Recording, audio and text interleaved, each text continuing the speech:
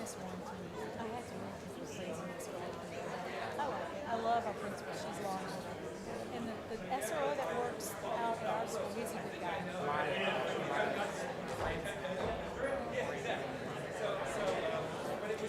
Brantley is your grandson? I had him last semester. He's a hoot. Personal development. He's like, his mom's like, you have to send me what you're learning about, Boyd Park and Beaufort. So I had to send her all the PowerPoints and stuff. And Brantley would ask some crazy questions. I can't believe that's your grandson. He's funny. I see him in the hallway. He said he got like 3rd place in a science thing. Yeah, he told me, because I'm getting some money, this guy. I'm like, well, good for you. Yeah. It's good seeing you. I didn't realize you were down here. Take care.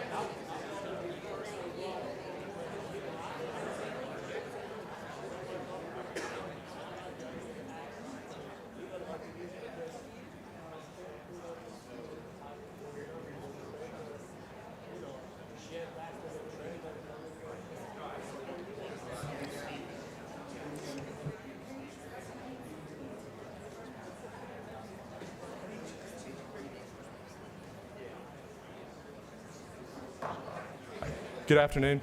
Go ahead and call this meeting to order. We do have a full house and quite a bit of fun things before we get into the business of the meeting. So we'll go ahead and get started on time. Please turn your cell phone to the vibrate, silence, or off setting. Board of County Commissioners regular meeting February 8, 2024, 5:30 p.m. The Board of County Commissioners allows any person to speak regarding an item on the agenda. The speaker will be limited to 3 minutes unless otherwise determined by the chairperson to allow sufficient time for all speakers. Speakers, please refrain from abusive or profane remarks, disruptive outbursts, protest, or any other conduct which interferes with the orderly conduct of the meeting. Upon completion of the public comment period, discussion will be limited to board members and questions raised by the board. The invocation this evening, Commissioner Kohler, you have a guest? Chairman, Father Nick from St. Thomas, would you be blessed this meeting? Sure. A word of prayer. Lord God, we ask that you would send your spirit of wisdom and understanding, that you would bless everyone here and bless all the citizens of Escambia County. And Lord, we pray for a spirit of collaboration. And we just ask, Lord, for your blessing on this meeting. In your name we pray. Amen. Amen. Commissioner Burgash. Please join us in the Pledge of Allegiance. I pledge allegiance to the flag of the United States of America and to the republic for which it stands, one nation, under God, indivisible, with liberty and justice for all.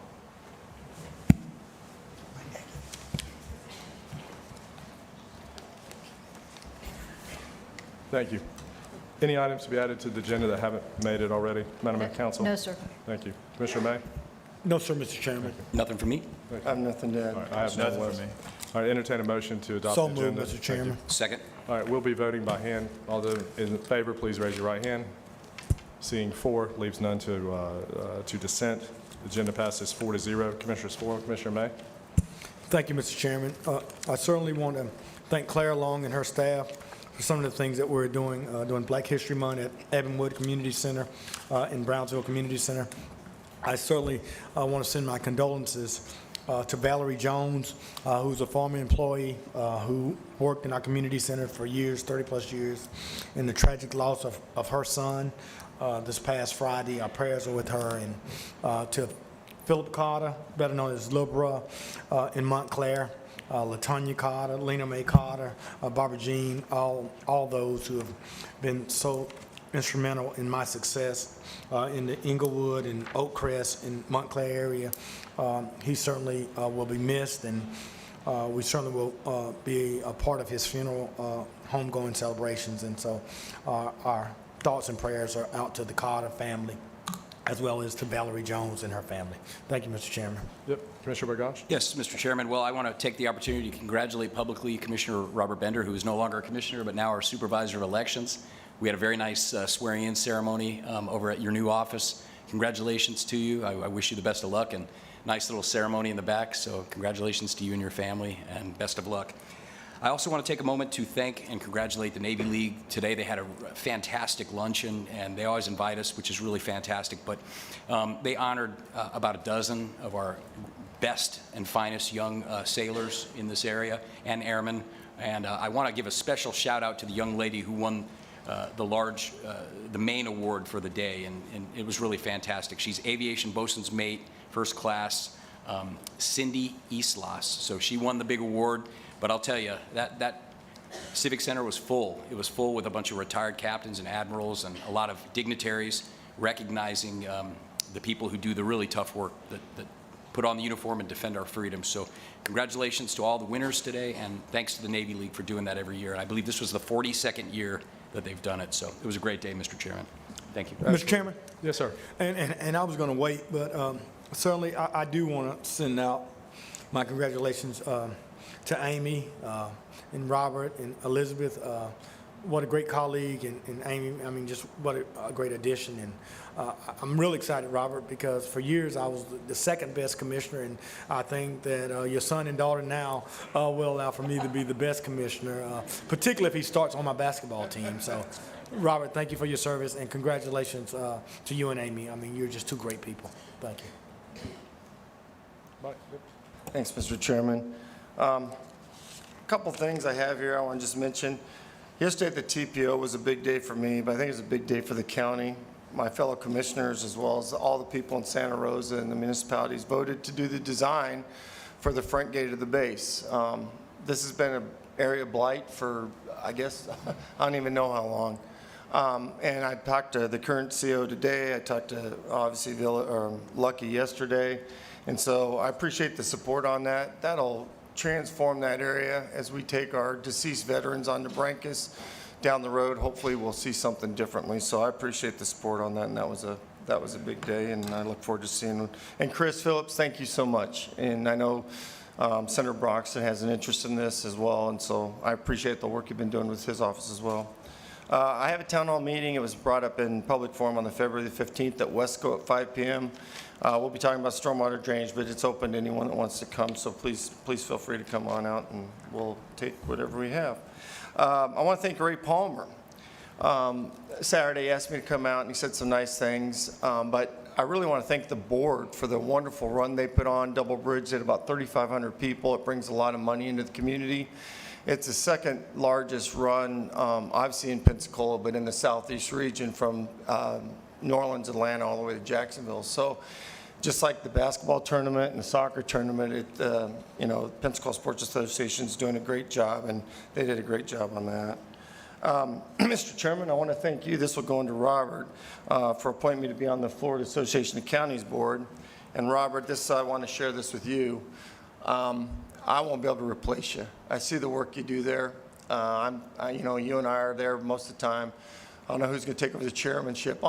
I should have asked you that. But he's been an advocate at the Florida Association of Counties since I've been on the board.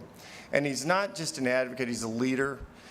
He's well-liked. The people out there respect him, and he's doing his job for Escambia County. And I appreciate that. I hope I can, do half the job you're doing. I really appreciate that, Robert. And thank you for the appointment, Mr. Chairman. I got two more things. This is always a good time of year for me because I'm a nurse. But Gallup puts out the most trusted professions, and for the 22nd year in a row, it's nurses. So I just want to share that. And the last thing is, it's American Heart Association Month. And if you can't take, it's a good time to check your blood pressure, get your cholesterol checked, go for a walk. Just the awareness that matters, it can help you change your life and, extend your life. And as that, happy Valentine's Day for everyone out there next week. That's all I have, Mr. Chairman. Thank you.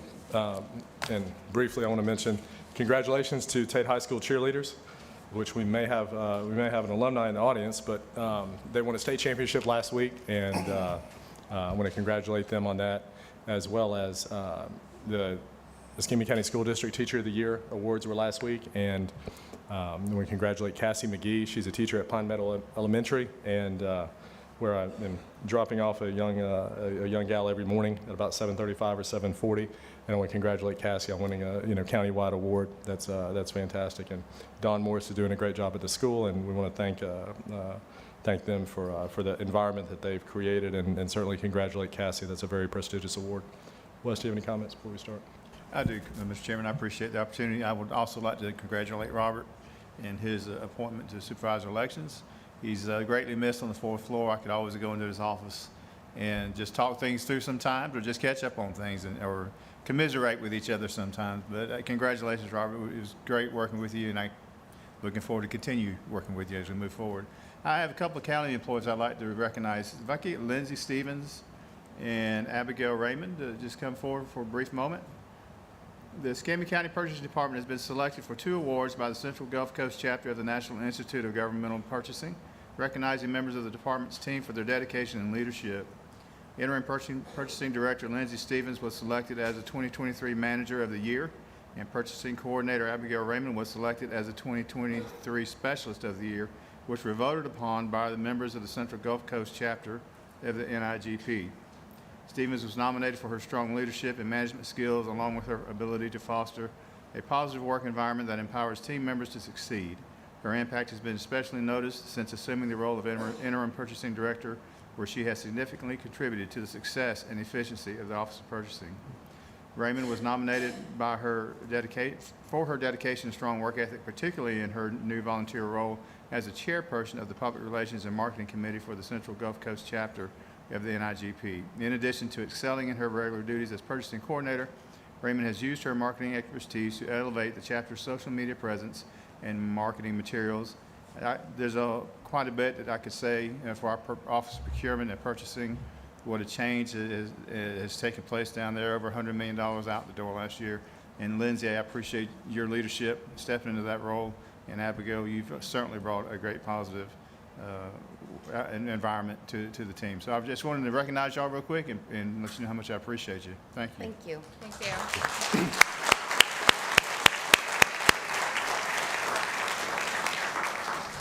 Andy Gibson, can I get Andy Gibson to come forward?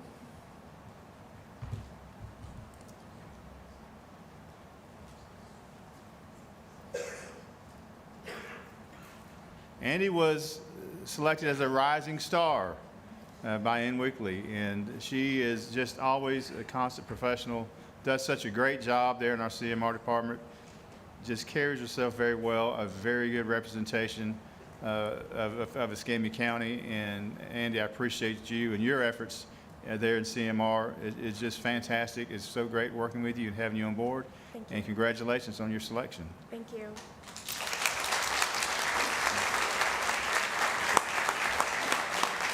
And Mr. Chairman, I have one more, and I hate to be long-winded, but I worked alongside a gentleman named Alan Holland for 36 years. He started 1 month prior to me. And Alan recently retired, and unfortunately, he never collected his first retirement check. He passed away, and we didn't get to read his proclamation, so I'd like to read it now. It says, whereas Alan J. Holland has served Escambia County, Florida as an employee of the Board of Commissioners very faithfully for 36 years, retiring as an equipment operator 3, fuel distribution, public works. And whereas Alan J. Holland, who was hired in May of 1987 as a diesel mechanic in the Fleet Maintenance Division. During his 36 years of service to the citizens of Escambia County, he continuously impressed his supervisor by going well beyond what was expected of him. Alan J. Holland embraced all the multiple and ever-changing duties, seeing them as an opportunity to test his abilities while expanding his knowledge and skills. And whereas Alan J. Holland moved to the position of Equipment Operator 3, Fuel Distribution, in June of 2018 to operate one of the department's fuel trucks. In this position, he ensured the equipment used by Public Works crews were well maintained and ready to be used on a daily basis to ensure the roadways were safe for the traveling public. And whereas Alan J. Holland has demonstrated untiring work ethic, professionalism, and unwavering commitment to his public service and our citizens of Escambia County. Now therefore be it proclaimed that the Board of County Commissioners, on behalf of the citizens of Escambia County and fellow employees, commends and congratulates Alan J. Holland on his retirement. Be it further proclaimed that the Board of County Commissioners of Escambia County expresses its appreciation to Alan J. Holland for 36 years of faithful and dedicated service as a county employee. I will say this about Alan, we called him Ace. I think if I could take his personality and his enthusiasm and his good attitude, happy attitude, and sprinkle it throughout the organization, it would be phenomenal. He had a laugh, we called it a cackle. You could hear it all the way across the compound. He would always show up and cheer Jamie up. He would show up on Wednesdays, remind Jamie that the down line was larger than the up line. And he just wanted to make sure Jamie was aware of that. And it was always said that whatever you do, don't play checkers with him and don't take medical advice from him. So, but he was one of a kind, and I really enjoyed working alongside him. We got to catch up back in October for about 30, 40 minutes, and we just got to reminisce about things that, through the years, just memories. And you know, you just never know. You just never know when the last time is going to be the last time. So we're going to miss him. I just felt it rightful to read his proclamation. So thank you. Yeah, thank you, Mr. Minister.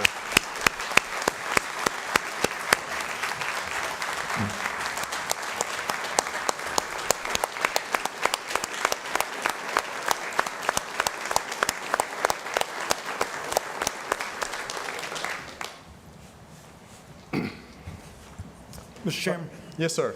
I didn't get an opportunity to comment on the administrators when he was getting acknowledgments, but Andy, I want to personally thank you because I do a lot of things. Most of my work happens on weekends and holidays and Christmas giveaways and turkey giveaways and events for children in the community, and you're always so gracious, you and Dave, to be there.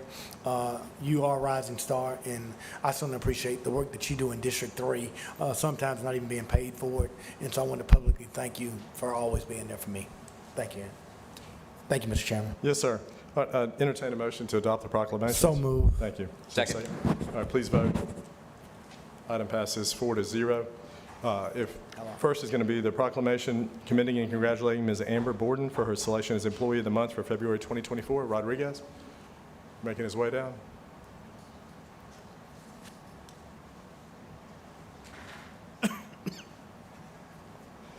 As they make their way, our entire staff makes their way down, and Ms. Amber as well. We just, again, as the Mass Transit Department, we don't actually get an opportunity since I've been here to come and do these types of things. And so Ms. Amber, Employer of the Month to many, EOM, to us, she's our enhancer of money.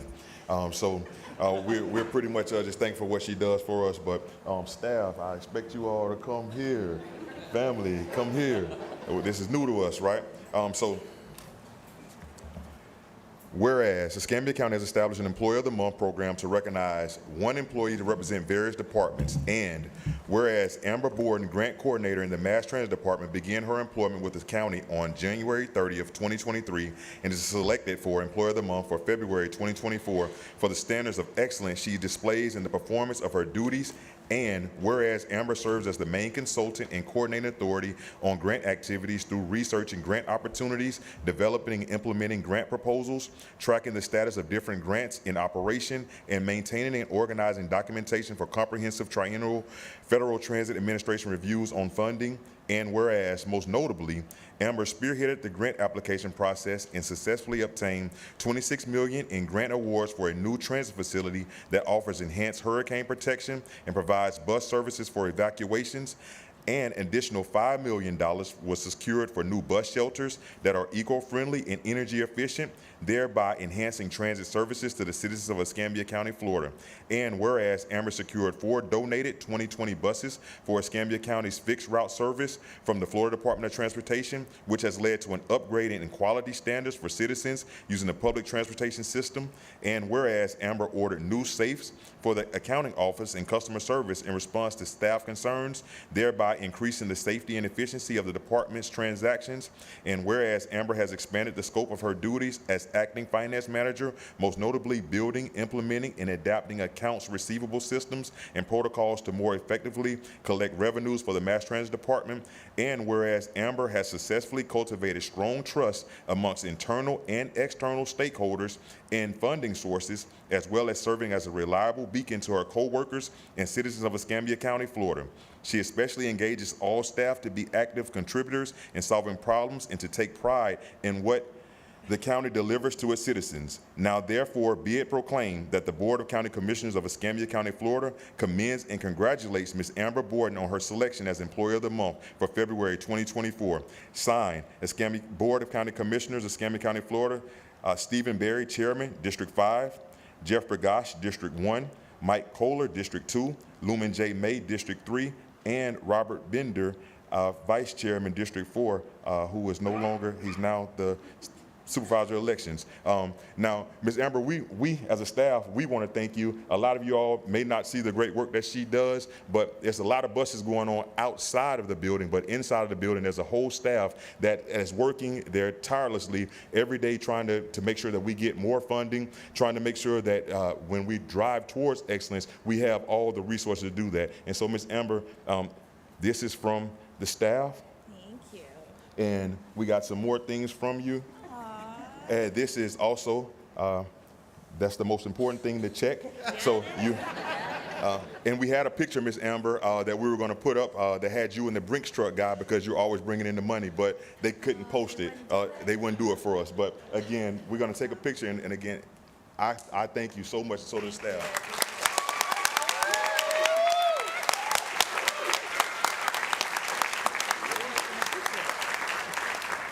Well, I just want to say thank you really quick. This is an honor because there are quite a few other staff members that are literally right here in this room that could have been selected, and you guys chose me, and I appreciate that so much.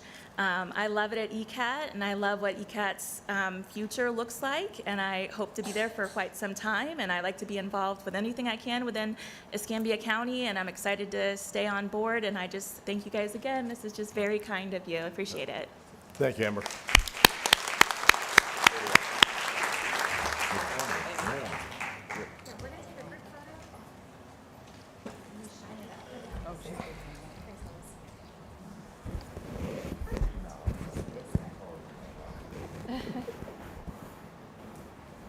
Rodriguez, can I have you come on the side? Yeah, just right next to me. Thank you. All right. 1, 2, 3. Thank you. Sorry, guys. I am really cool, I promise.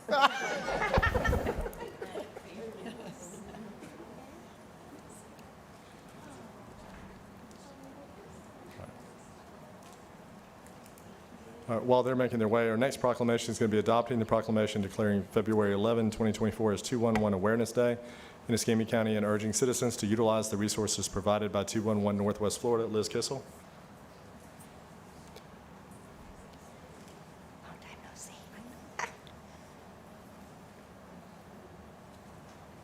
While we give him a second to come up here, I just want to say that it's my pleasure and honor to present this proclamation to United Way about 211. I work very closely with Laura, especially, almost every day. I think I've seen her twice already today, possibly.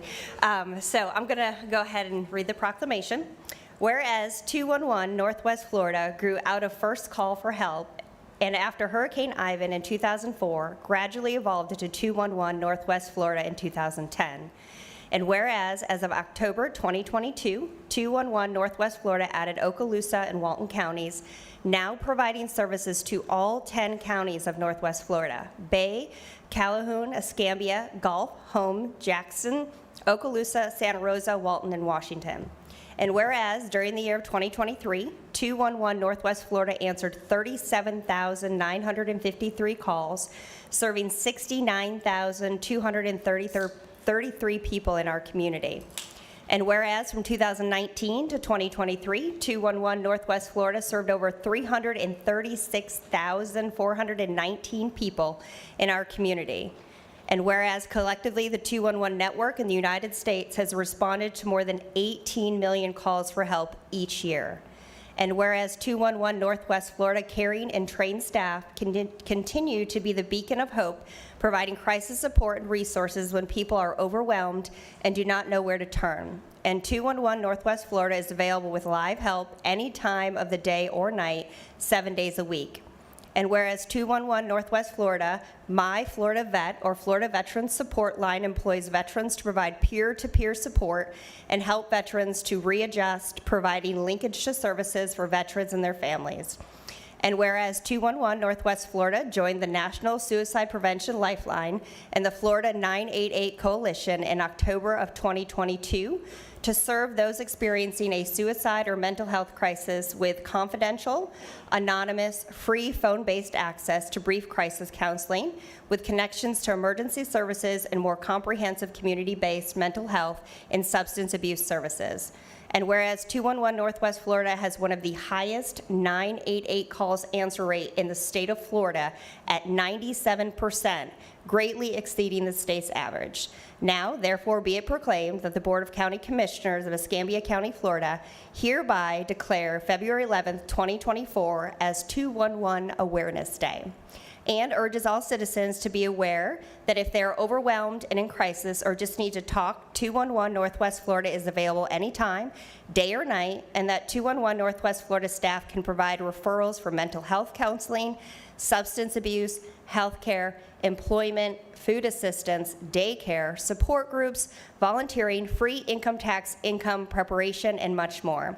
Board of County Commissioners, Escambia County, Florida, Stephen Berry, Chairman, District 5, Jeff Bergosh, District 1, Michael Kohler, District 2, and Lumen J. May, District 3.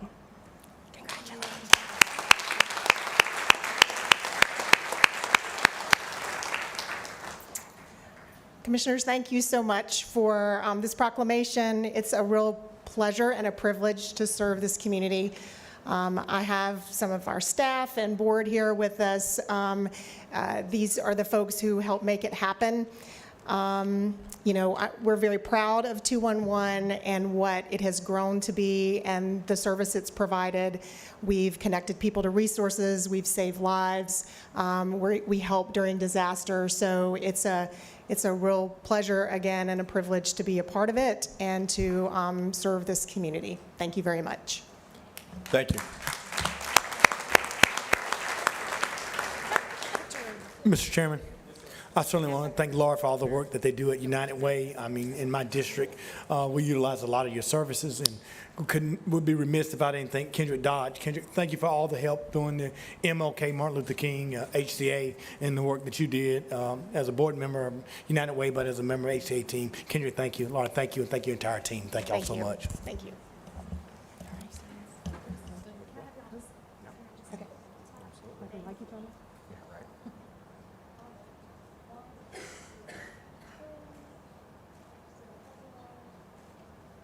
Thank you so much.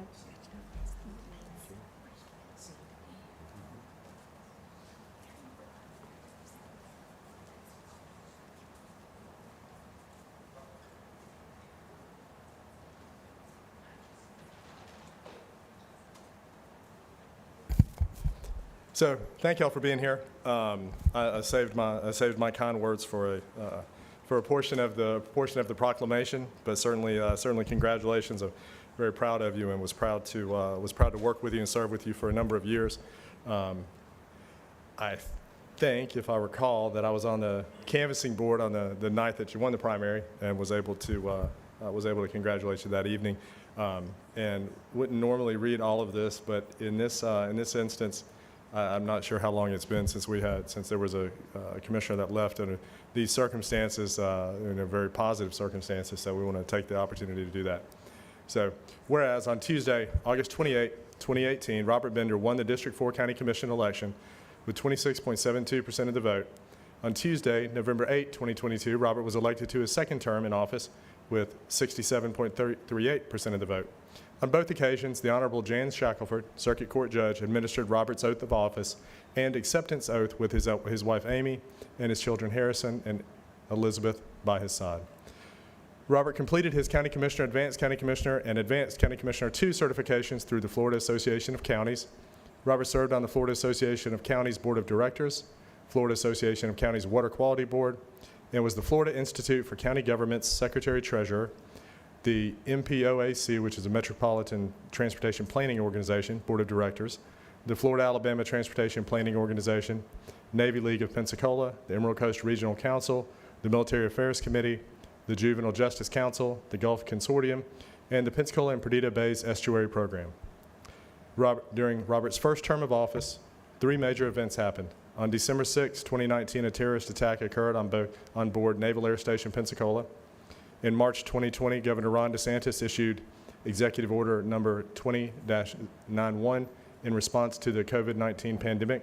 And on September 16, 2020, Hurricane Sally made landfall in Escambia County. Commissioner Bender played a vital role in supporting the residents through all of these events.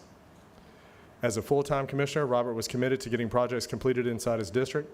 Robert was instrumental in having the Pensacola Beach Ball repainted, the pavilions at Casino Beach, Park West, and Moms Beach refurbished, replaced the Pensacola Beach fish sign, reduced the traffic congestion on Pensacola Beach by adding longer right turn lane on Pensacola Beach Boulevard, completed the Pensacola Beach access road, and adjusted the timing of the traffic signals in Gulf Breeze and Pensacola Beach. As a result, in 2023, the Bob Sykes toll booth had 3 days where over 25,000 vehicles passed through the toll booth.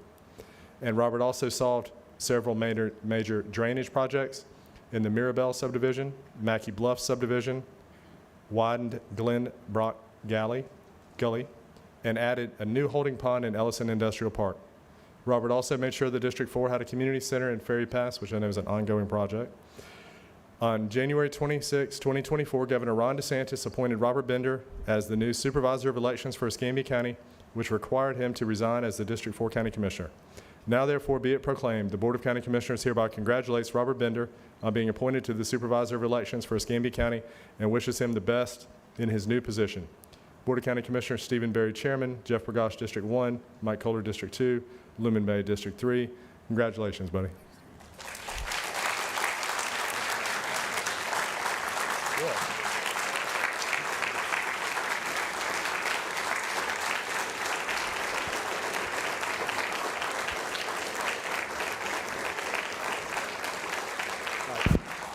And everybody can come back on.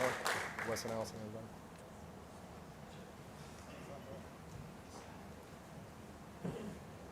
Allison. Is Wes? Allison, sorry about that. Yeah.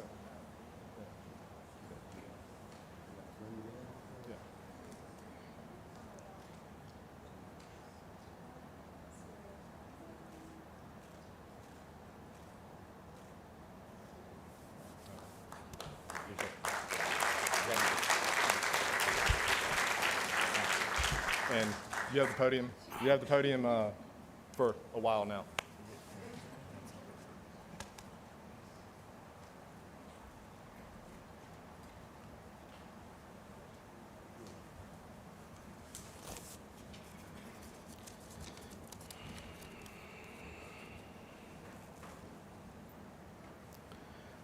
Thank you, Board. I'm going to make a couple of remarks and then probably some off the cuff, but first I want to thank Governor DeSantis for appointing me to be the Supervisor of Elections. I received a very nice note from him earlier this week, and I appreciate the trust that he has put in me to run the elections this year and hopefully be reelected to do that and be able to do that in the out years. And Board, thank you for your comments tonight and for the proclamation.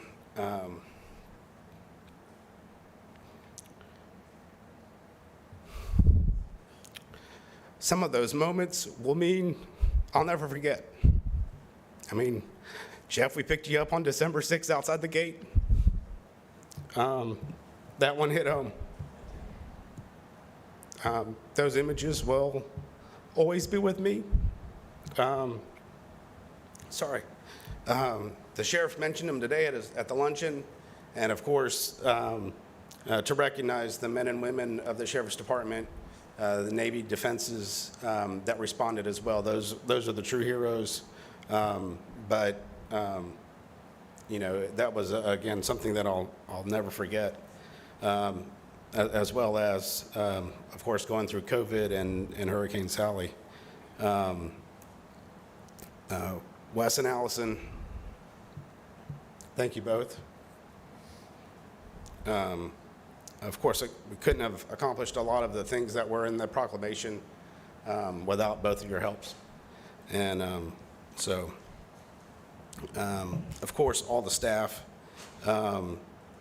I'm very proud of the work that you guys do every day. I don't know if I could do it myself, but you know, I would say that you all always answered the call, and I know it's probably because it was a commissioner calling, but it was. You know, I believe that you all are passionate about what you do, passionate for this community, and you know, we're always working to make it better. So thank you for that, and for serving in the roles that you do. Of course, all the directors. I've tried to just see some of you in the back and throughout the building and everything, and so I appreciate those who reached out and congratulated me in the new role. I'm very excited. But of course, and you know, just some of the departments, of course, public safety with fire, EMS, communications, lifeguards, emergency management. I've enjoyed allowing you to come in and be next to you all and watch the outstanding job that you do for the county. Engineering, you know, Chris and Jim have really stepped up to the plate when it came to traffic. And of course, Jeff, I know you're doing the same thing with Perdido. And you know, I think that we saw with the new design of the ATMS that we've worked to do came out a couple weeks ago, and I think that'll be instrumental in helping the community. Of course, Michael Rhodes with Parks, Jamie with Public Works. It's you know, like I said, these are people that I leaned on heavily, and they were always there to answer. You know, Tim Day with Code, we finally got that hotel down on right off the interstate and made it look so much better for the people behind University Mall. You know, and so it's you know, again, the staff are the ones that's doing the hard work. You know, again, I'd also like to thank the voters and the constituents who allowed me the opportunity to serve. As I was thinking, this is it's been my life for the last 5 years. And I was full-time. I was able to get engaged and be a part of the Florida Association of Counties and do the many hats. And so I appreciate that opportunity. But I'd say for the constituents like Ms. Brown, who got up and spoke, you know, 95% of the people that we dealt with, I didn't know before they called our office. And you know, and that's the, again, answering their call and trying to help them with the situations that they were having are what made the job so enjoyable and rewarding for me. And again, we did accomplish a lot, and I think we're leaving the district in good hands.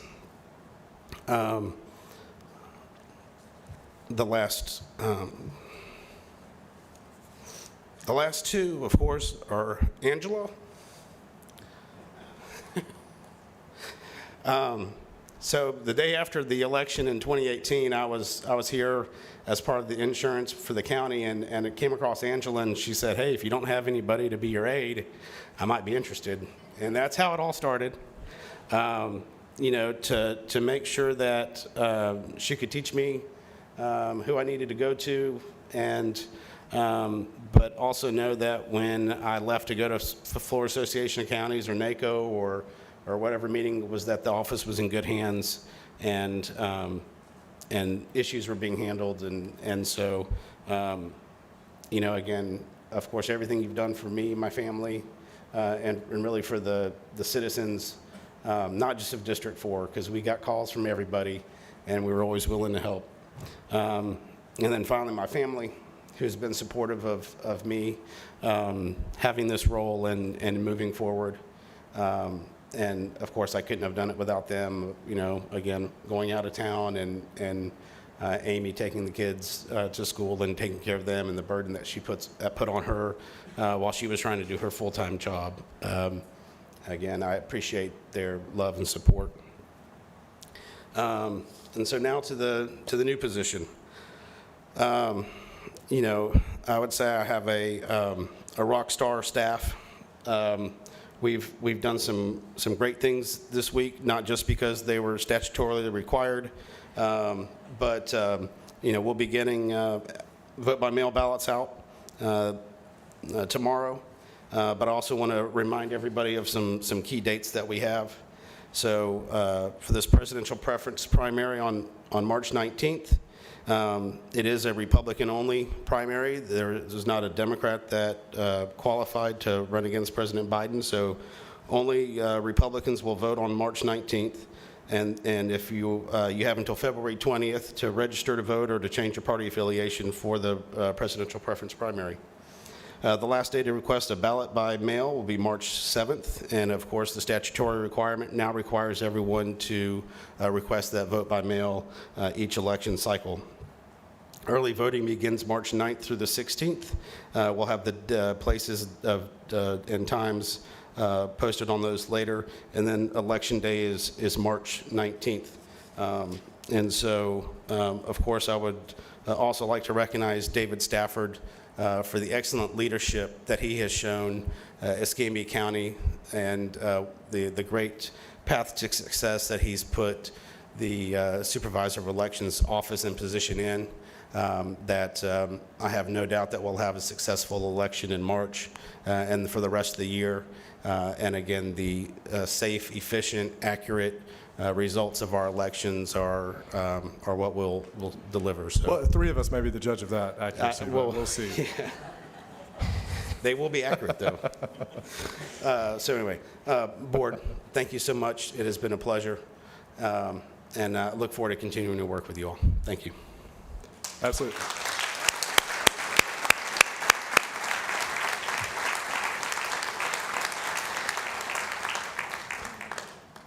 Well, don't go far. Board, if we would accept the presentation by Commissioner Bender to acknowledge his people, that item, all his appointees. Do we need a motion in a second? Yeah. Okay, I move that we do it. Thank you. All right, please vote. Item passes 4-0. So, as I said, Robert, you have the floor. You know your friends that are here, so handle it as you wish. Thank you. I'll just go. Is Liz here? Did she make it? Liz? Okay. I didn't see her. I'd just real quick, just like to thank Liz Callahan for her service on the Santa Rosa Island Authority Board. She was appointed when I came in 2018, and even through the Baptist Hospital construction and move, she was still there. And so I just want to thank her for her service with the Island Authority.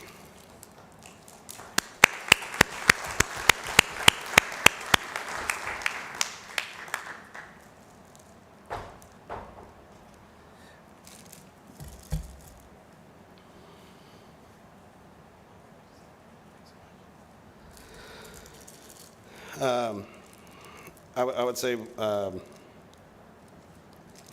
Commissioner Robinson, Mayor Robinson, Grover had put great people on boards, and Albee was one of them.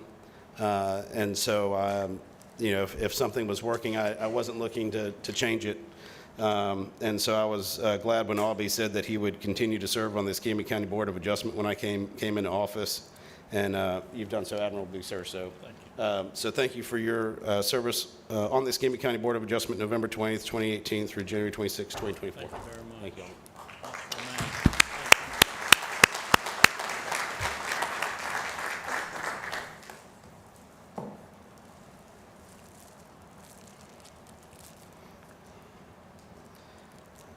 And same goes for Eric Fears. He served on the Escambia County Planning Board November 20th, 2018 through January 26th, 2024. And actually, I had gotten a chance to serve with his predecessor who'd served on the board through Pensacola Christian College. And so, again, I was thankful that Eric agreed to stay on when I came on office.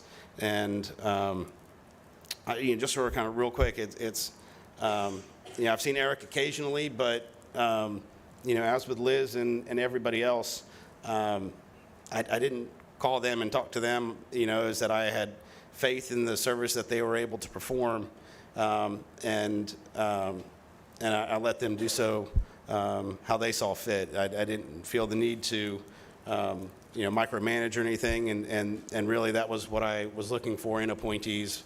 Were ones that could stand on their own, and Eric definitely demonstrated that. So, Eric, thank you so much.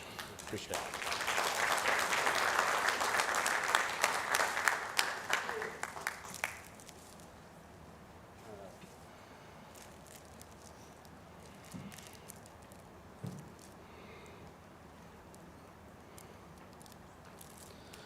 So, Peter Pete Gaddy III, was one of the ones that I did have the chance to add to the Escambia County Marine Advisory Committee.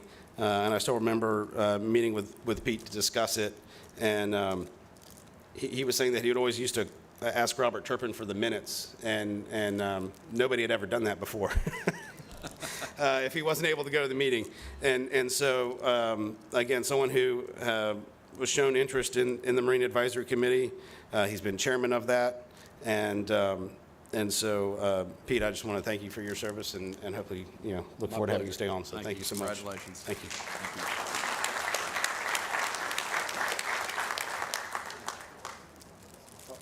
And then Derek. Derek? Did he make it?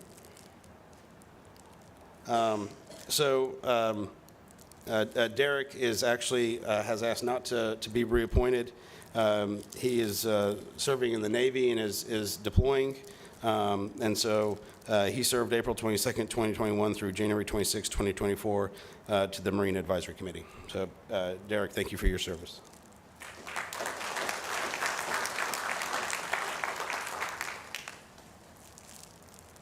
Angela?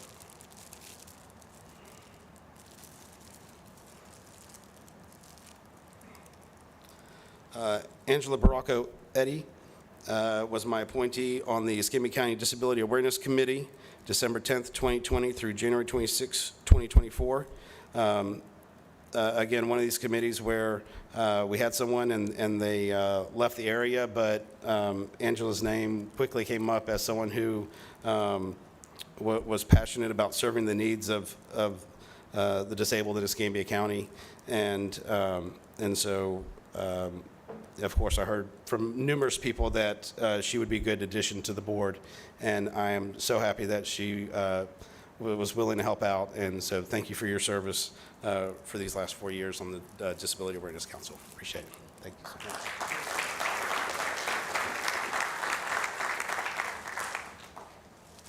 And then I don't think Nancy Bass is here, but of course, she was one of the ones that was on the Mass Transit Advisory Committee throughout my tenure as well. So, Board, thank you for all the opportunity this evening, and again, the words that you said about myself, and that, and then allowing me to recognize those who have been an extension of my office these last 5 years. So, Super. Thank you, Robert. Chairman, thank you. Hey, Robert. Hey, Robert. You left off one thing tonight we hadn't mentioned. You landed in the top 3 in the Rotary State Cook-Off. We did. We did. Great That should have made the proclamation. No, Wes, that was great. I appreciate it. Campanella has already asked if I get to come in and help repeat, and that was a great evening, and we've done that a couple times, so I appreciate Fire allowing us to be part of their team and doing that. So thank you, Wes. Yeah. And I took 3 of your orange Starbursts out of your office today while you weren't there, so. All right, thank you, Robert. All right, board. So, Madam, there's not someone from the clerk's office here. We did, so we're going to entertain a motion to waive the reading. Thank you. All right. All vote. Item passes 4-0. 531, public hearing. All right, board. So this is a vacation, and there was an email that was distributed yesterday from Stacy that mentioned that we had not received any phone calls or anything like that. I'm going to let you know we have 5 people now signed up to speak. So, it has been a somewhat of a standing policy that, we take very serious the vacations when there's oppositions. Do we want to hear from the speakers and then maybe hear from the speakers and then entertain a discussion about whether we table this or take action? Okay. All right. First speaker is Steve Tamor.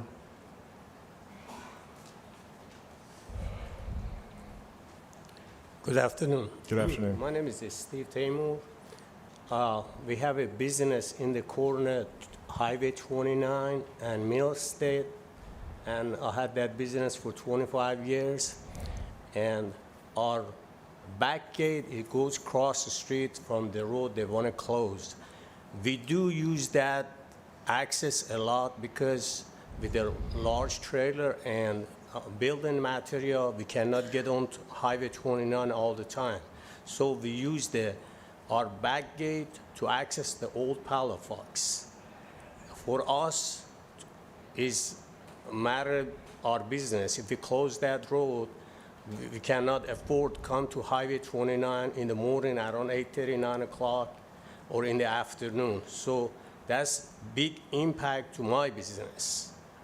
And I'm hoping you're not allowed to do that happen because that affects us. How do you access to my property and my business? Thanks. All right. So is what you're saying you use the road to get to the red light? Is that what you're saying? What I'm saying is I use the back gate to access the old Palafox instead of coming all the time to Highway 29. Okay. Because you take Pinestead to Old Palafox? That's what you're saying? Say that again. I'm sorry. You take Beeler to Pinestead and then you go to Old Palafox. Right, Is that what you're saying? That's what we do all the time with the trailer, load of material. We got a portable building, carport business, and that access is very critical for us because, like I said, with the trailer and trucks, is not that easy to get to Highway 29. We use that access most of the time. Okay. Thank you. Thank you, Thank Steve. you. Next speaker is Bill Adams.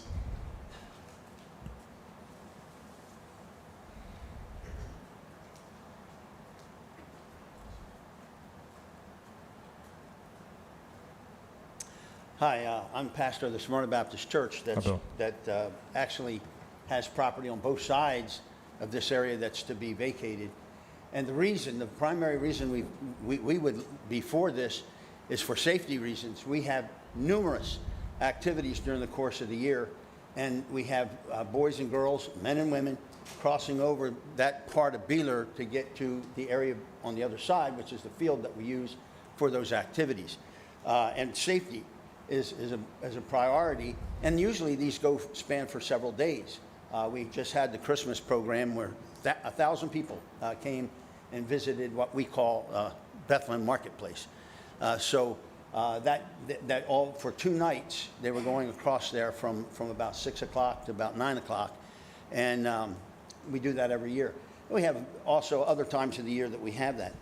I never, as far as usage of that road, I have taken the last 5 days and videoed we have cameras on both ends of that area to see how many vehicles use that area. You can count on one hand, usually the number of vehicles using that during the day, and even into the evening, maybe 10 total for a whole 24-hour period. I've got video of that being used. I never see any heavy trucks using Beeler ever. I don't know what back gate the gentleman was referring to that he would get to from that part of Beeler, but it doesn't make sense because he's got Pinestead to use. But anyway, there's that reason. And then very little traffic, and we just, again, the whole purpose is for the safety of our people that are using that. And without any other use, also the state has used Smyrna Baptist Church for their discussion for Burgess Road project several years ago. And the person that was heading that meeting up told me at that time, in fact, I think you were there at that time, and they said they were going to close that off anyway, eventually, when they come in with Burgess Road project, because there's 3 different intersections that are so close together right there. 90% of the traffic that does use that, like I said, about less than 10 vehicles in a 24-hour period, do so to evade the traffic light at Pinestead and Highway 29, which really I don't think is legal to do anyway. But that's mainly the reason why they do it, is to get around those that do come. If you if you want to see the video, I can bring you the video of the 5 days that I've taken. It helps you to sleep real well. But if you watch, they all come down and turn out, or go up and turn out. And so again, it's just a matter of getting around that traffic light. Our desire is for the safety of our people, and that's why we would be for that. All right, thank you, Mr. Adams. Our next speaker is Thomas Smith.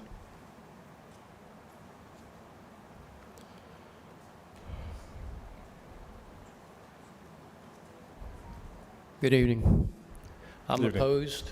I'm the only resident on Beeler Street. We've had that house over 65 years. And the church, years ago, when Willie Jr. was county commissioner in District 3, they tried to close it then. And they keep talking about the safety of the kids and people walking across the street, and then he said there's not that much traffic on it. And I have big equipment, and I use that road to bring my tractor and my trailer in, because I do tree work and landscaping, and it's easier for me to loop between Millstead and Beeler to Pinestead, or vice versa. I don't have enough room to turn my truck around.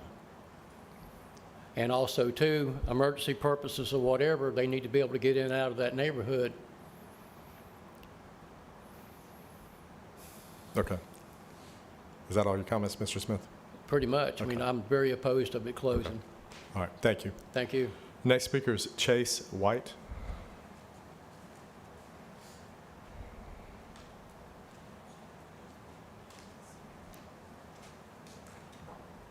Good afternoon. Good evening. My name is Chase White, and I'm just going to read something so I don't leave anything out. Okay.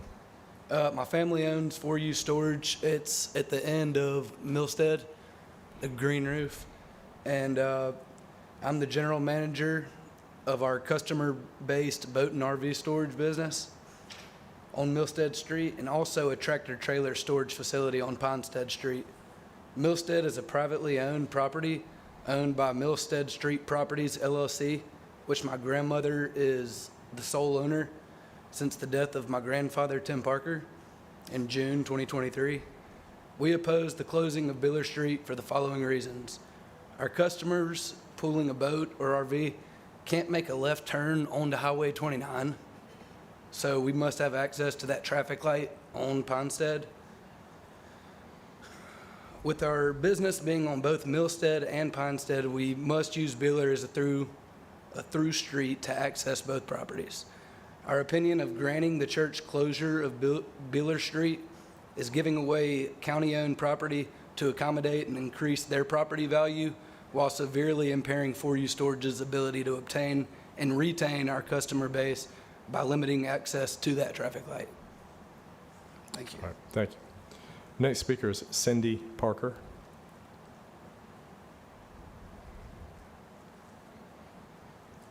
Good evening. Good evening. I'm sorry, I'm Chase's grandmother, and I was going to come speak with him, but he just said everything that we needed to say. Not sure if you have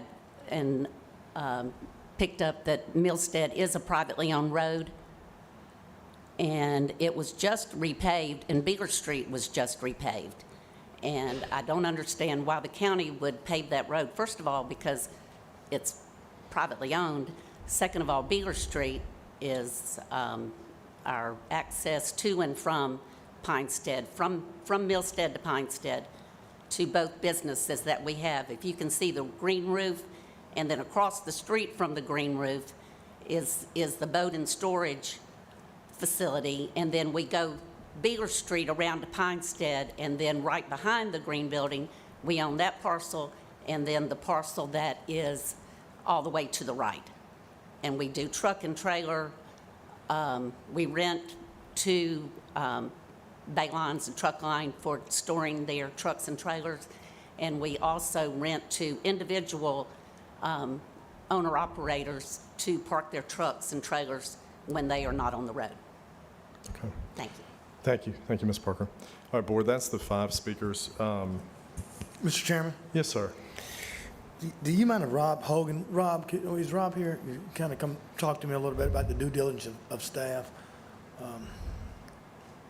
In full disclosure, Ms. Parker or Tommy, unless they emailed and my aide didn't give it to me, I hadn't spoken to anybody as it relates to it. But I have talked to Stacy and to Rob, so I just want to kind of get an update from staff, Rob. Good evening. I just want to say that Stacy Coker is the model of professionalism. And during this whole process, some accusations or insinuations were made about her relationships to former property owners or some other people who are since passed. During that time, it was aggressive, agitating. The gentleman came into our office when I wasn't there, and people were very upset, and they were calling me to get back to the office. So I just want to state that when this originally started in conversation, the gentleman that asked for it was not very professional, and he was not Mr. Administrator, I'm going to... respectful. This has not been, the hearing's not been conducted in that manner. I don't see how any of that's relevant. That's not been the testimony that's been given to the board tonight, Rob, and with all due respect, I don't see how that's has anything to do with it. And Thank you. I don't think that's what Commissioner May asked either. Give Ms. Coker. Do we? I mean, Rob, I think my question is simply this: do we have any safety concerns about the closure of the road? I'm sorry, Commissioner? Do we have any safety concerns about the closure of the road? I have no safety concerns about the closing of the road, especially if 10 vehicles in 24 hours travel down it. Okay, all right, thank you. Thank you, Mr. Chairman. Yeah. I'm Yes, sir. sorry. Go ahead, Commissioner. Yeah, and I'll lead, Commissioner, and, as I've said, I've not spoken with any of the people. What I do respect is Ms. Parker and Tommy and their business. I've often said if it's just one resident that speaks up against closing a road, there's consideration. If it's 2, that's probably not consideration. This has been a long-standing systemic issue of closing Beeler Road in my district. I'm not going to be able to support closing a road in my district at this time because of the opportunity of one, job creation. Secondly, for me, access to safety. Commissioner Berry, you and I sat on this board in a very difficult position of closing Rawson Lane. To this day, Rawson Lane is not closed. It's just closed to the residents or in the surrounding area and still being utilized by people that want to utilize it. Now, I certainly acknowledge and recognize the safety of what the pastor has just said. And if there's a way in which we can close roads during Wednesday or Sundays or special occasions to make sure that the citizens and the parishioners of that church are safe, I'm very supportive of that, to give a blanket closure of those roads with barricades. They do that at the city at First Baptist. They do that all across this county for special events, making sure that if there are special events where people are going, that they're closed. But to permanently close down a public right-of-way is something that I've not supported, nor can I support at this time. Thank you, Mr. Chairman. All right, Mr. Commissioner, and I think the board has had a very,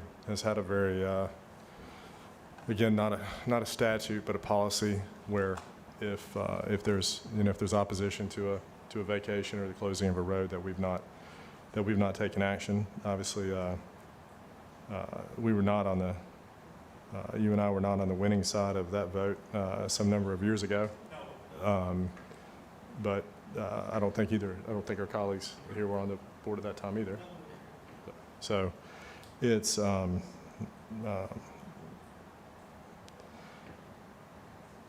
you would hope that there would be an opportunity to coexist, what you're talking about. Maybe there's an opportunity to work with them on, to work with them on the weekends, or work with them when they're having, work with the church when they're having activities over there.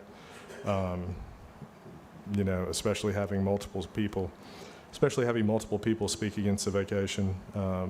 You've got 2 business owners and 1 resident. It is in your district, Lumen.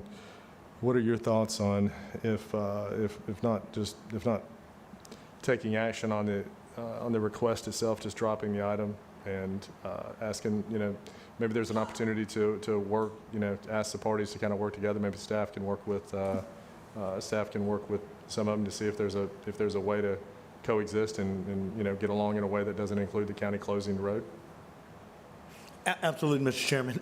I think the residents, as well as the business owners, as well as the faith-based church, would certainly like to work together. So I would be very open to dropping the item and see, can we come to an agreeable agreement that works for all parties. Okay.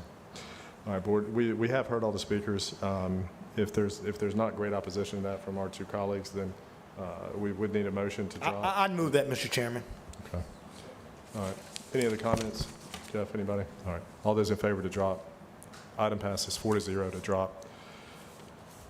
5:30. I'm sorry. Ms. Parker, I'd love to hear more about your business and the residents. If y'all would reach out to my office, I hadn't heard from many of the residents, but my office would love to hear from you, as well as Pastor. Madam Counsel, can we take the 532 through 536 together? Or no? You can. I mean, it Are might. we going to have to revote on it in 2 weeks? If we can't, we can't, so.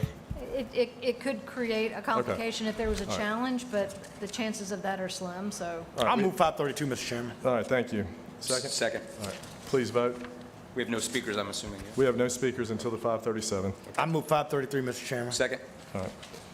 Please vote. 533 passes 4-0. 532 passed 4-0 as well. I pass 534. I Thank you. move 534, Mr. Chairman. Second. Please vote. Item passes 4-0. 535.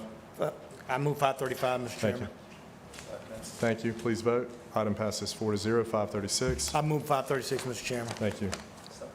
All right. Please vote. Item passes 4-0. And those were 5 hearings related to MSBU lighting ordinances. 537, public hearing to consider an appeal filed by Jonathan Harrington doing business as REO Construction and Repairs of a decision made by the CCB on December 6, 2023. Madam Counsel, do you mind giving a little bit of Absolutely. Okay. We just. Commissioners, pursuant to Section 18-59 of your Code of Ordinances, a decision of your Contractor Competency Board, which is a quasi-judicial decision, can be appealed by a disgruntled party to the Board of County Commissioners. It is an appeal, meaning you are not to be taking new, fresh, factual testimony from witnesses. Your goal here is to review the decision that was made by the Contractor Competency Board. In this case, it was made back at their hearing on December the 6th of last year.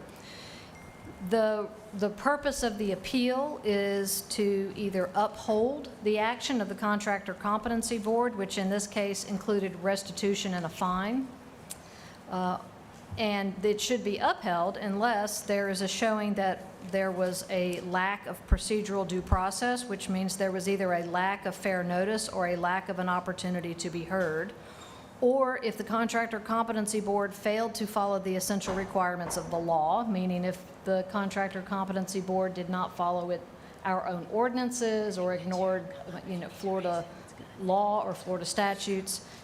If there was a showing of either of those things, that could be problematic. Or if there was a showing that the decision of the Contractor Competency Board was not supported by competent substantial evidence, so if they failed to have either sworn testimony by witnesses or if they based the decision on something totally irrelevant, that might be a problem. There is an entire record that is provided in your backup, which includes a verbatim transcript from the hearing. We have Assistant County Attorney Christy Hankins, along with the chairperson of the Contractor Competency Board, here this evening. The appellant, Mr. Harrington, doing business as REO Construction, is the aggrieved party. The appellant, Mr. Harrington, should go first.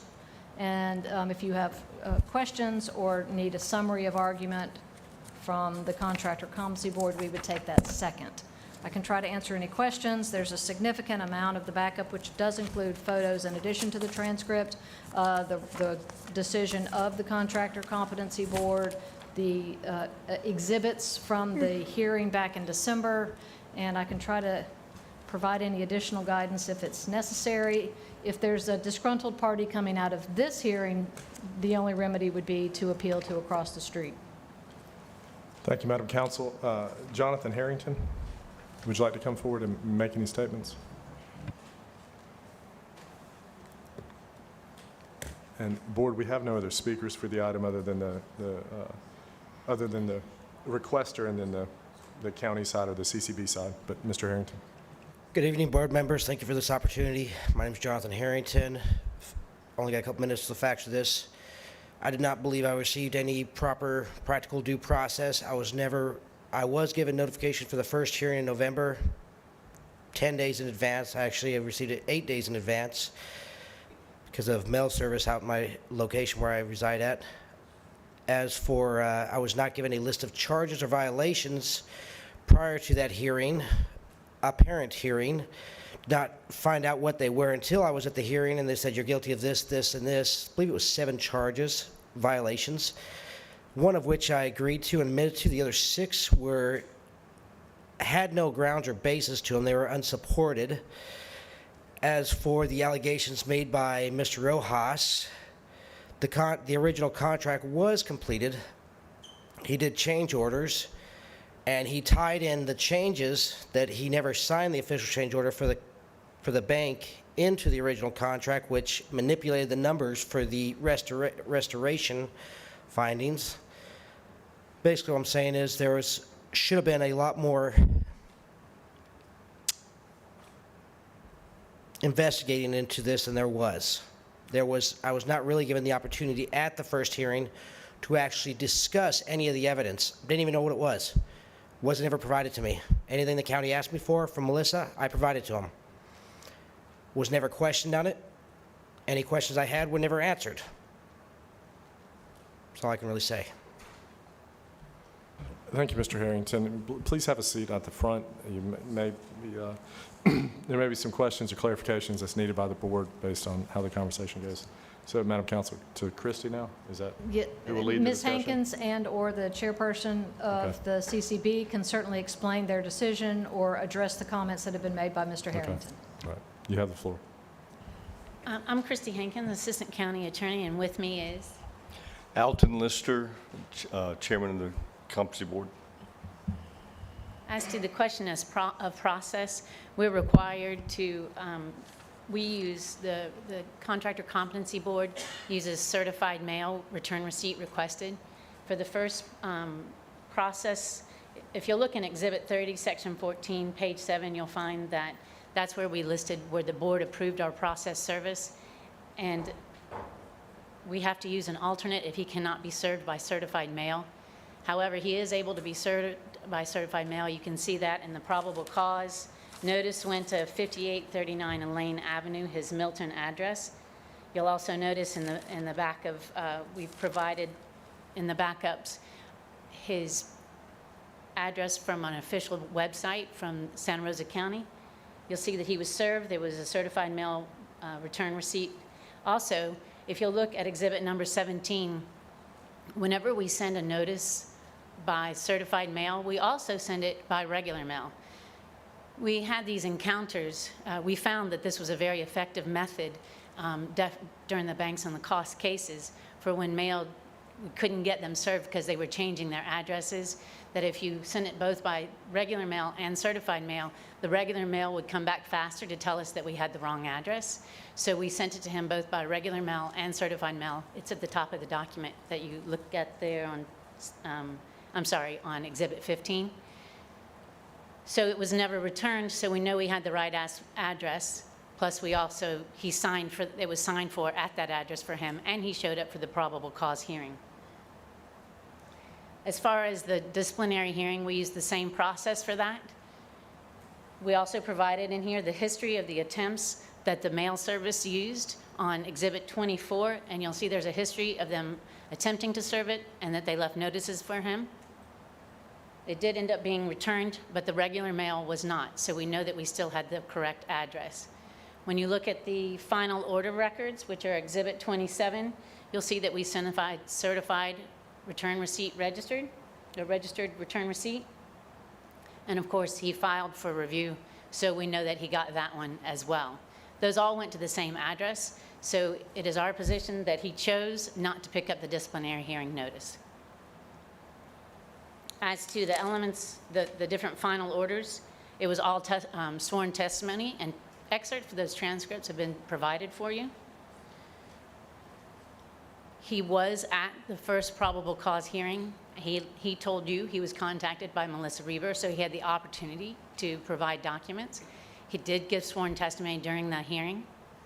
All the charges that were involved in that hearing were announced to him, and that those would be the charges that they found that would go forward on the disciplinary hearing. So he knew at the time that he was at the probable cause hearing what charges would be addressed.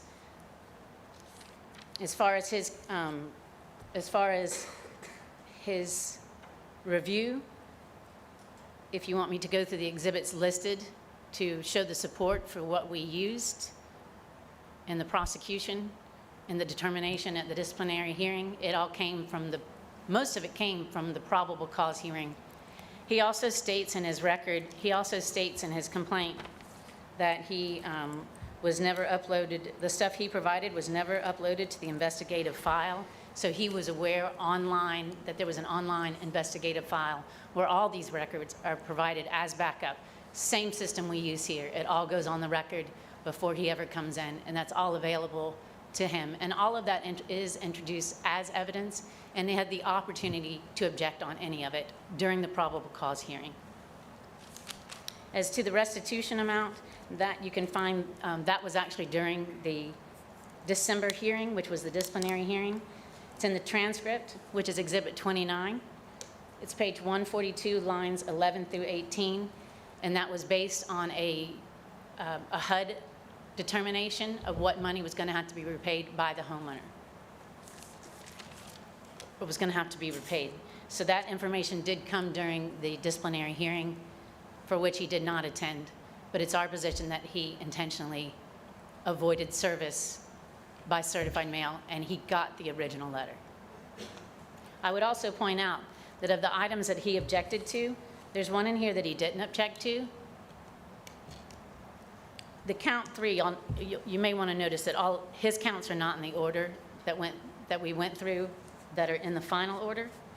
However, if you'll notice count 3, which is the electrical, doing electrical work without a license, he doesn't object to his conviction for that. So his position doesn't seem to be consistent. If you want me to go through the different exhibits that apply to the orders, to the counts that he was found responsible for, I'll be happy to go through those. Board, what would you like to do? How would you like to handle it? Or, Madam Counsel, what would you recommend? Well, if the board is able to make a motion as to how it wants to deal with the CCB recommended order, I mean, if you want to I'm uphold saying, she's asking about going through the details of the, it. It's not necessary. okay, all right. Unless the board wants to discuss it or ask questions about it. This is an appeal. You have a record before you. It's not necessary to establish any additional details for purposes of your deliberations unless you need it for your decision-making. All right, and will you, I know we discussed it just briefly this morning, just remind us, on the record, what exactly our choices are in this instance. We are accepting or rejecting their... You have a lot of discretion in how you word it because it's not as specific as some of the other things you deal with. You can deny the appeal and uphold the CCB's decision. You can overturn the CCB's decision and uphold the appeal, or you could do something in the middle if you feel as though that is justified for some reason, such as maybe modifying something or remanding something. It appears as though you have significant discretion, in my opinion, but the best and easiest options would be to either uphold or deny the appeal and, treat the CCB decision accordingly. Okay. Commissioner Bergosh? Yes, for the disciplinary hearing and administrative complaint from December 6th, my backup is missing page 4. Anyone else missing page 4? Because it goes from page 3, count 1, to page 5, count 4. So I'm missing That 2 is and... correct. Yeah. That is correct, and so you just have to look to the order, to the final order. Okay, so where's page 4? Because we print on both sides of pages, it Oh. wasn't realized that it wasn't included. So if you look at the final order, you can see what okay. you can See what it was, okay. what it was. I'm looking at the wrong one, I guess. I Okay. apologize. No, I no, that's realized that okay. right before I came here as well. Is this the one? So while we're talking, it was the board's determination, and you concur, ma'am, that he was guilty of all of these?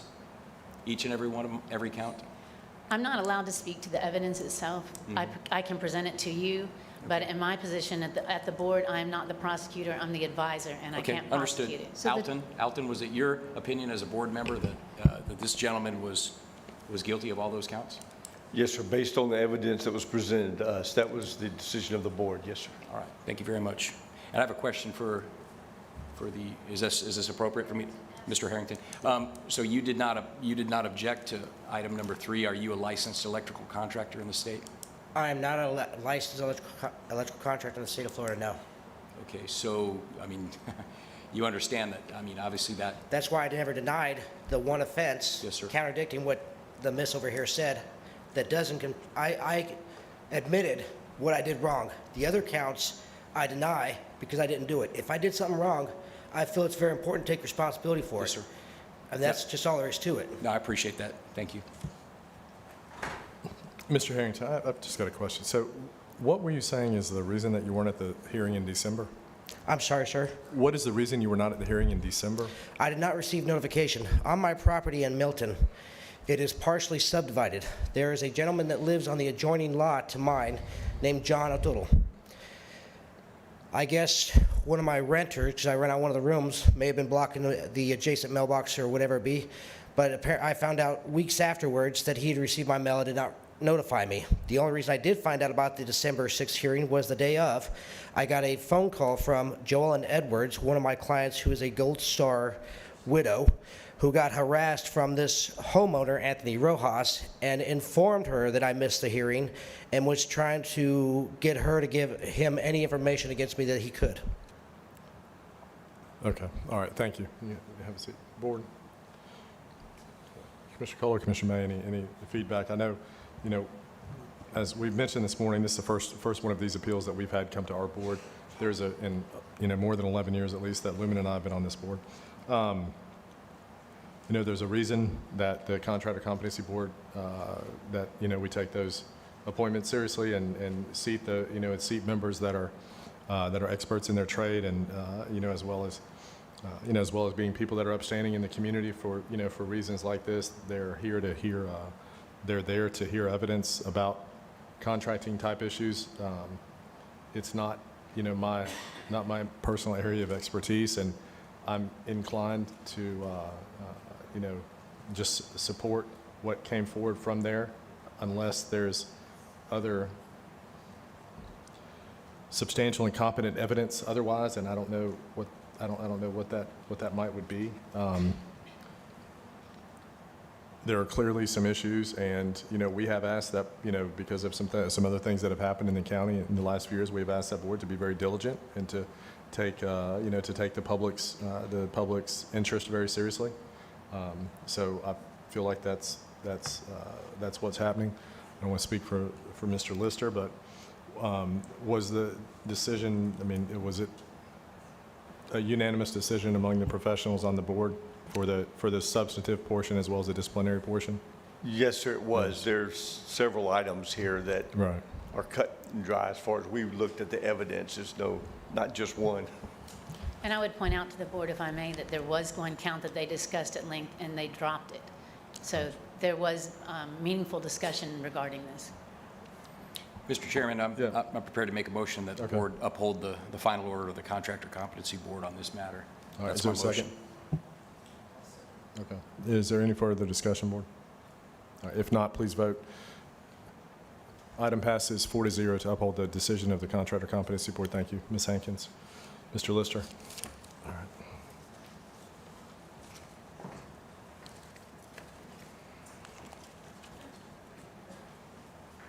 Delana, would you mind serving as a representative to deliver the clerk and comptroller's report?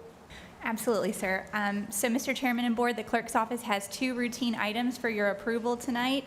The first is the acceptance of the Investment Portfolio Summary Report for the month that ended December 31st, 2023, as presented. The second is just minutes and reports prepared by the Clerk to the Board's office. Thank you. Entertain a motion? Move the clerk's report. Thank you. Thank you. Please vote. Item passes 4-0. Horace? Yes, sir. For tonight, we have the 545. This is the cancellation of a rezoning case, Z 2024-01, for cancellation. Entertain a motion to cancel. or drop. Move to drop the 545. Thank you. Please vote. Item passes 4-0. Horace? The next item is another cancellation for the 546, rezoning Z 2024-02. Move the 546. Thank you. Thank you. Please vote. Canceling that, hearing passes 4-0. Horace? We have a rezoning case, Z 2024-03, from low-density residential to medium-density residential. The planning board made a recommendation for approval. All right, thank you, Horace. All right, board, so here, the only speaker we have signed up to speak is Meredith Bush, who's counsel for the applicant. There were 3 other speakers at the planning board. If you don't mind, I'm going to ask if they're in the audience. They may not know that they actually need to sign up to speak at this meeting since they did speak at the planning board. Roger Workman, is he in the audience? Nope, okay. Mark Casta? Is that, yeah, no. And Renee Bell? Nope, okay. All right, so Meredith Bush is the representative for the council. Meredith, you're welcome to come and speak.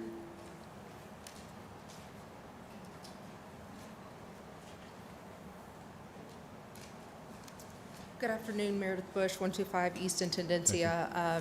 The planning board did recommend approval. It's a request to go from low density to medium density.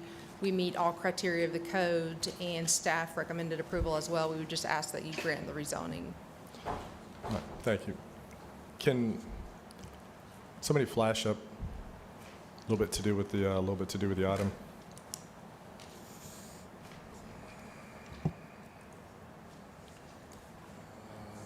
They don't have it on here.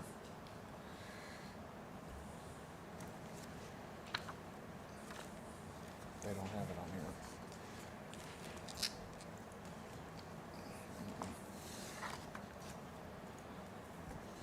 here. I'm gonna have to check with the back, Commissioner. I don't see it on the laptop or on the screen here.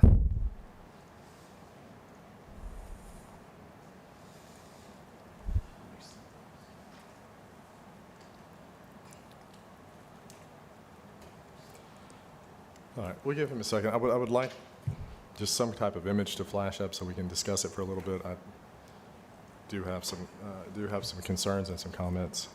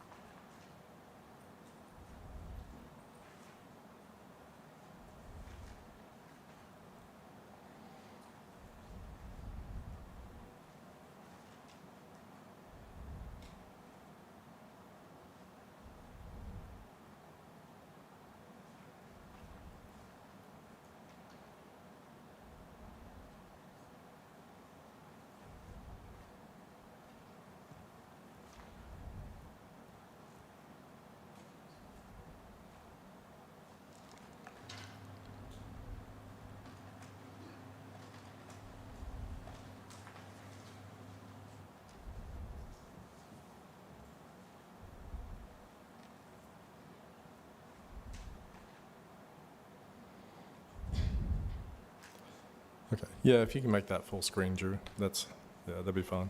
I just want to have my colleagues able to see a little bit when I'm talking about it. Okay, so this area where Highway 297 hits Pine Forest Road, 297A hits Pine Forest Road, obviously that's going to be just north of 9 Mile Road. And, you know, one of the reasons that the planning board, based on the based on the staff's recommendations as well as the discussion that's in the transcript, voted to approve the transition to, or the rezoning to MDR from LDR, is the proximity to other MDR. Across Pine Forest Road right there is going to be, directly across from it is going to be, see a lot of MDR and commercial. That's the Milestone PUD, which was done. Madam Council, were you here when the PUD was done for Milestone? Was it 99, 2000, or was it even before that? It was very close. Yeah, it would have been in the mid to late 90s, I think. You're saying, I'm sorry, Dawn is flashing 2000. Could it have been 2000 when it was filed? Okay. So the PUD for Milestone was approved in the year 2000, so more than 23 years ago. Both of those high-density developments were approved at that time as part of that PUD, I believe. Just this anecdotally knowing that area, both sides of the street there, even though the one is on the west side of Pine Forest, it was done at the same time. So it does have proximity to MDR, but I still have a lot of concerns about, I candidly have traffic concerns in that area. We have denied, the board has denied a couple of rezonings that were related to high-intensity uses on that portion of 297A as well as that portion of Pine Forest Road. This is not as high intensity of an ask as those previous requests were, but it still goes to 10 units an acre. It's currently 4 units an acre. I don't know what the zoning on this was before the revamping of the Land Development Code in 2015, but my presumption it would be that it was considerably less than 4 units an acre.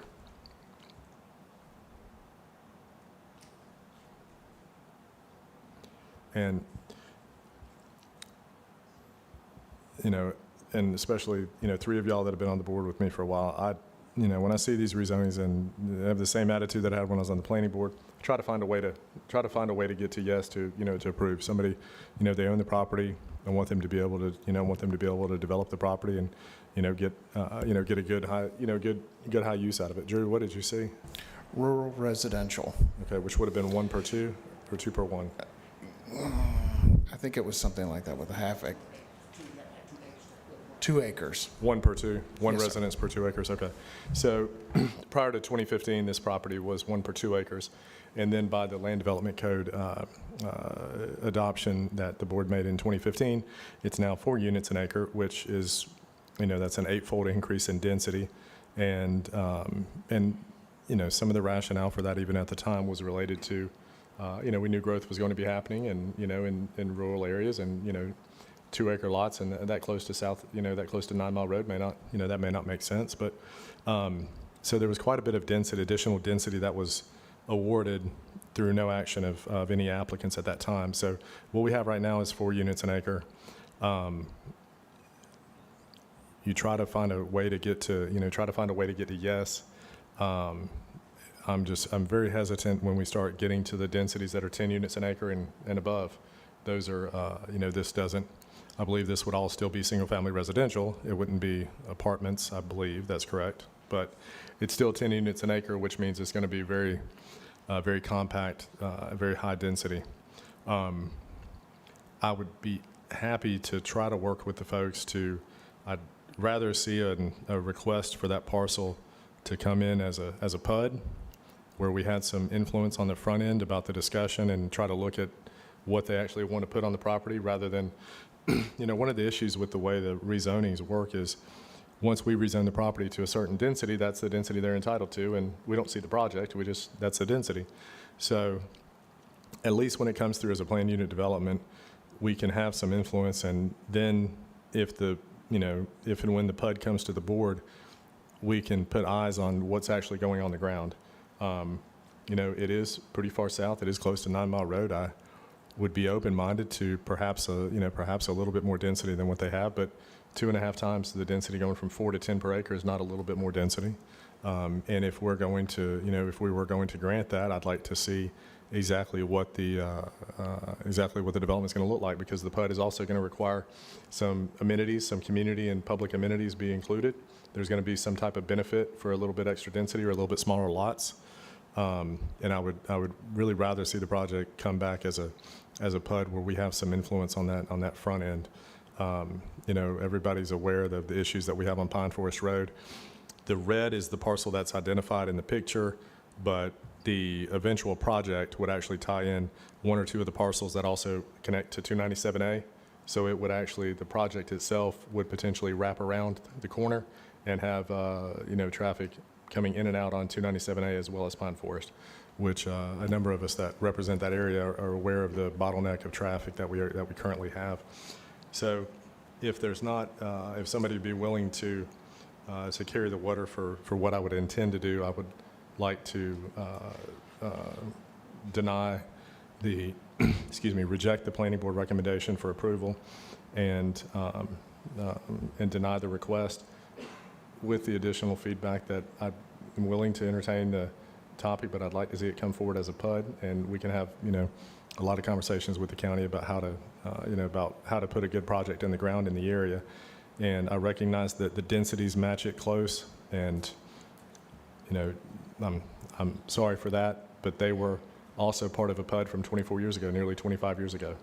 And I don't think that by itself should guarantee the increased density that would be given, because the majority of lots that are going to be north of there, that Heather Drive that you see in the west part of the picture, the left part of the picture, that's going to be one of the back entrances to Pine Forest Estates, which then you're getting into all 2, 3, 4, 5 acre lots back in there. We do have those two high densities that are on the picture, but if you zoomed out, there would be nothing approaching that density north of there. There would be nothing that density. What you would see is a lot of large lots like you see on the west side of the current MDR where Trailwood is. So if somebody would make that motion for me, I would appreciate it. Mr. Chairman, I'm happy to make that motion. Before I do, I was just curious about the strip between Trailwood and the subject property. I mean, what would have happened with that? Was that? I don't know. It's county owned. I don't know if it was originally considered to be unopened right away. It appears to be county owned. The county retained, or the county was either accepted it or retained it when the PUD for Milestone was adopted. And Joy may remember something from that time. It just seems like an orphan just there. It predates me, though.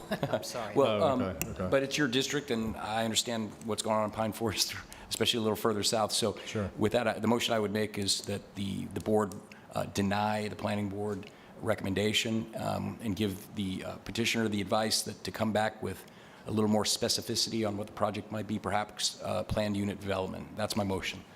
Thank you. Is there a second? Second. Thank you. And, just going forward, as, what we're going to have as a board is we're going to have more and more of these projects that come into areas where they haven't been developed previously for whatever reason. And the 10 units an acre is going to be tough. I mean, that's going to be tough. I understand the the financial aspects to try to make projects work. But, to get more than 4 an acre, we're going to, I'm going to, by and large part, need to see what you're actually wanting to do on the project. But, and Mr. Chairman, while we're discussing that, yeah, and for the benefit of everyone watching, it's difficult to vote against the planning board. They take a lot of deliberation to look at these things, but the reality is that 2015 zoning designation change, that was a tremendous upzoning, and a lot of properties in my district in Beulah went from rural residential to suddenly high density and overnight, and and once they have that designation, gigantic projects like this giant subdivision coming by Beulah Elementary, it doesn't even come to us. It doesn't even go to the planning board. Before we know it, it's just happening. So that's why we look at these very carefully. That's why we contemplate what we do. That's why I understand and agree with what you're saying, Commissioner Berry, because there's many cases where we're not even going to have a say. We're just going to see the sign, then we're going to see the bulldozers, and these houses go up like that. Before you know it, there's a lot of pressure on the roads. We don't have concurrency. We don't have transportation mobility fees. I've brought those multiple times. I'm going to keep bringing them. So yeah, this was going to be an easy vote to make. Thanks, Mr. Chairman. all right. If If there's no further comments, please vote. Item passes 4-0. Horace? Thank you. We have the 543. We'll move to drop that, the official zoning map, move that. The 547. That's right, 547, thank you. All right, thank you. My eyes get. Move to drop the 547. I'd entertain it. Yep, move to drop. Thank you. 547. Thank you. Please vote. Item passes 4-0. Horace, 548. Then we have 548. This is, I think we said we're going to try to get this rescheduled. Yes, if we can get you guys to do a motion to reschedule to the growth management report for March the 7th. It looks like you already have a 545. Is there a 546 available?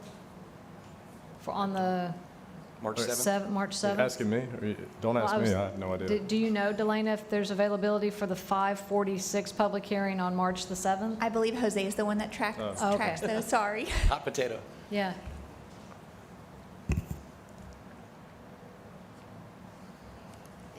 It's not harmful if you have more than one scheduled for the same time, so I would suggest putting it at 546 on March Okay. the 7th. I'd entertain that as a motion. Okay, Mr. Chairman, I move that we reschedule, drop the 548 and to a time certain, reschedule it March 7th, 2024 as the 546.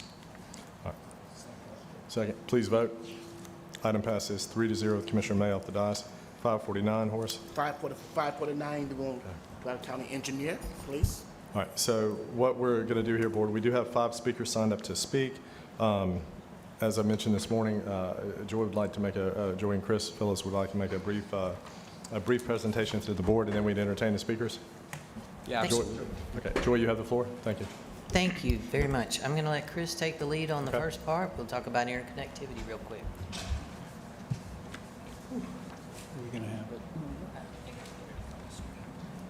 So interconnectivity between developments is something that we have been looking at over the past several months. And what we're talking about is if you are developing a new site plan for commercial use or a subdivision, that you provide a right-of-way or a driveway to the property boundary. In the case of a site plan, we would expect that first property to go ahead and build that connection where it logically makes sense. We would go through the review process to approve that. For a subdivision, we would be looking for a right-of-way stub out to adjacent developable property. We would not be looking for the road to be constructed all the way to that additional property. But it would just be the right-of-way and potentially the turnout so that there would be no question that there was going to be a road there in the future.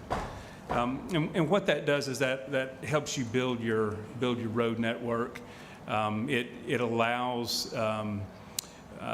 neighbors to be able to visit one another without getting out on main roads. So for the commercial interconnectivity, this is out on Perdido Key or near Perdido Key. This is a very prime example. If you look at the McDonald's pictured, it does. If you were to go to if you had a doctor's appointment at the Sacred Heart Urgent Care, you would have to get back out on either Gulf Beach Highway or Sorrento Road to go next door to get, a hamburger or whatever.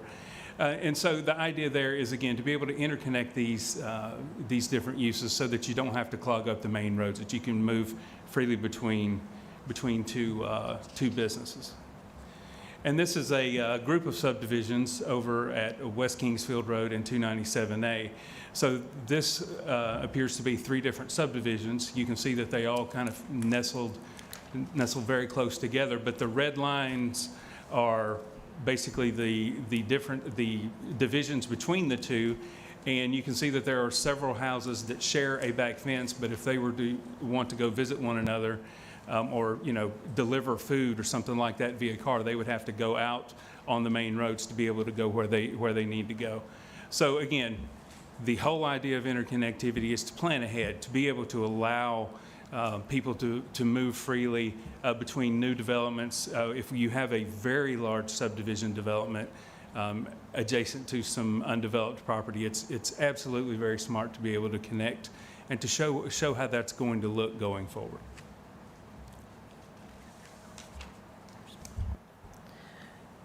All right, Commissioners, Part 2 of the same ordinance, or in this same ordinance, will include some parking changes that we tried to to sculpt for you here so that would hit some of those things that were problematic for us that you've seen in some of these developments of late. So just as pictures of recognition, you see different cars parked in the driveway, and this one's not so bad until you look at the sidewalk, and then we've got a problem there because they're blocking the sidewalk.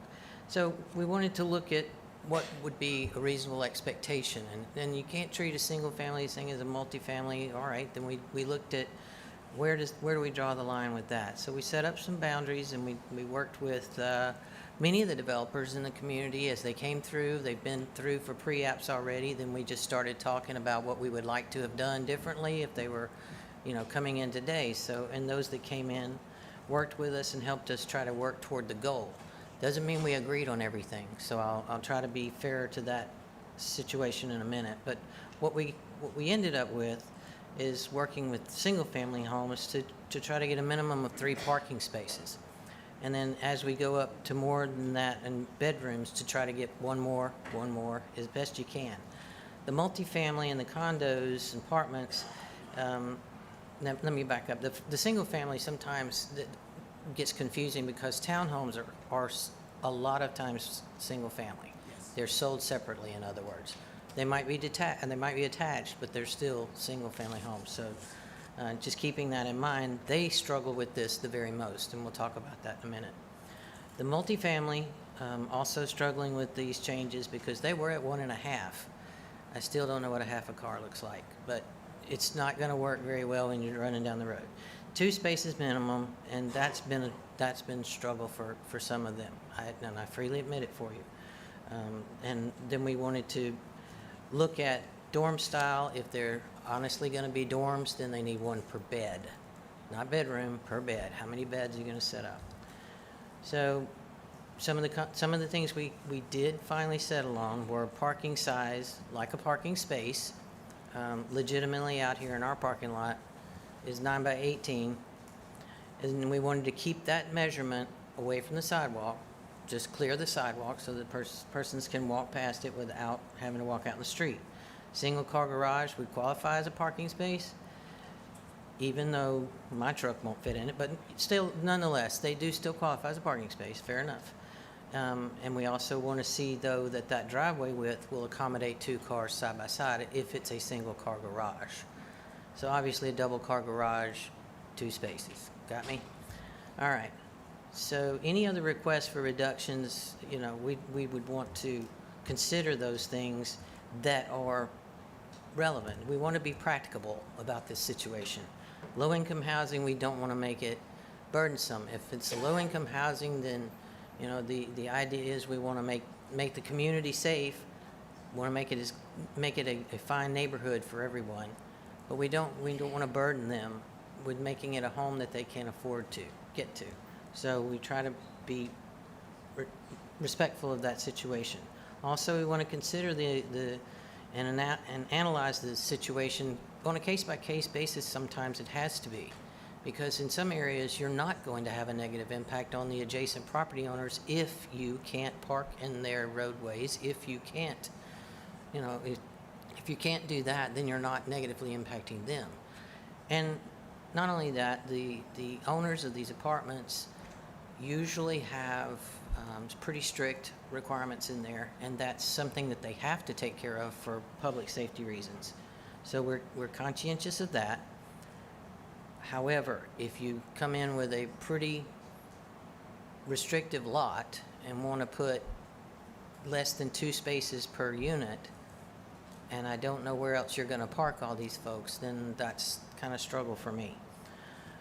We also consider if there's availability of public transportation. And of course, any additional parking you can put doesn't have to be right in front of the building. It can be separate from that. You can count that around your other areas. So we've tried to be reasonable about those things. I just wanted to set that up for you, so and we'll sit back and listen to the comments and questions. Thank you. Thank you, Board. Move to the speakers now. All right, super. First speaker is Clint Fisher.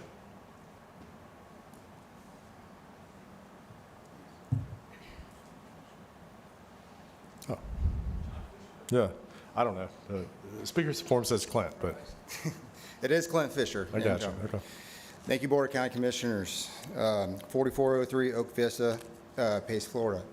I work for DHI, multifamily developer, from Tallahassee to New Orleans, all Alabama and Mississippi.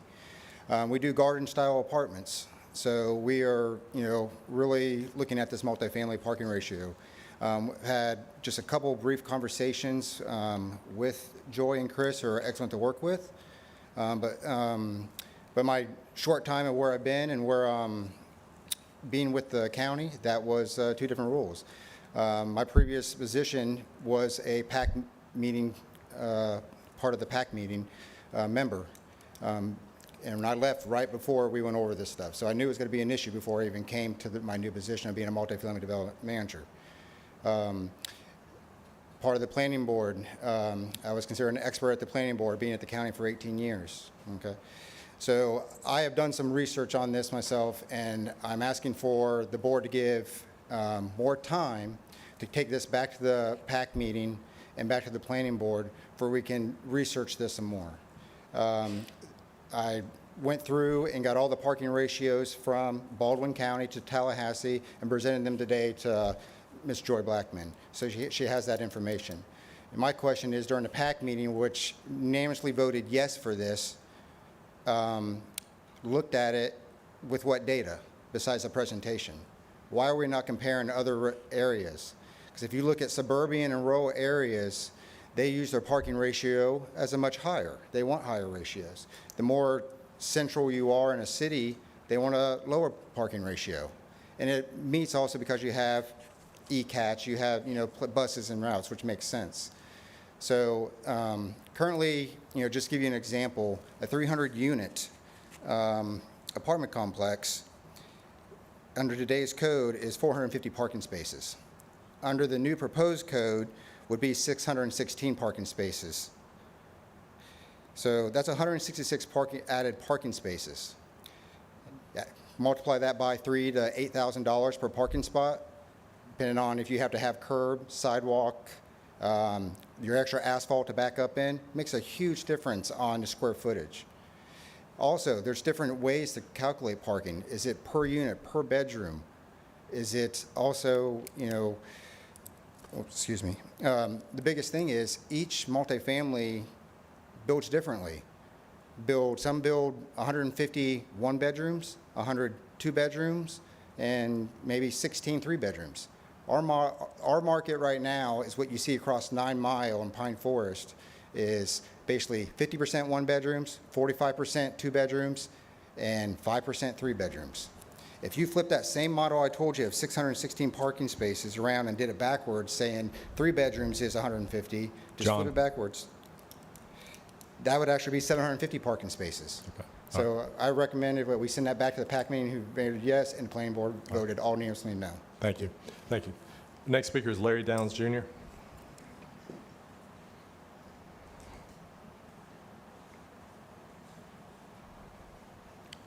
I'm glad you've stuck around, Larry. Larry Downs Jr. Plumbing, LLC, because fecal matters.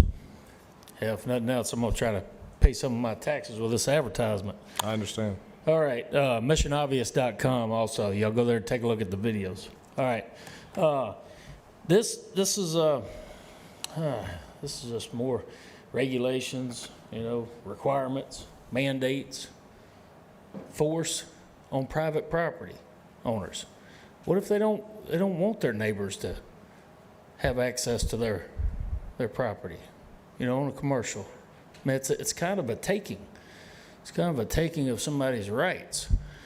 I'm just saying that, connectivity, interconnectivity, maybe the owner don't want whatever business is next door, his customers coming into his property.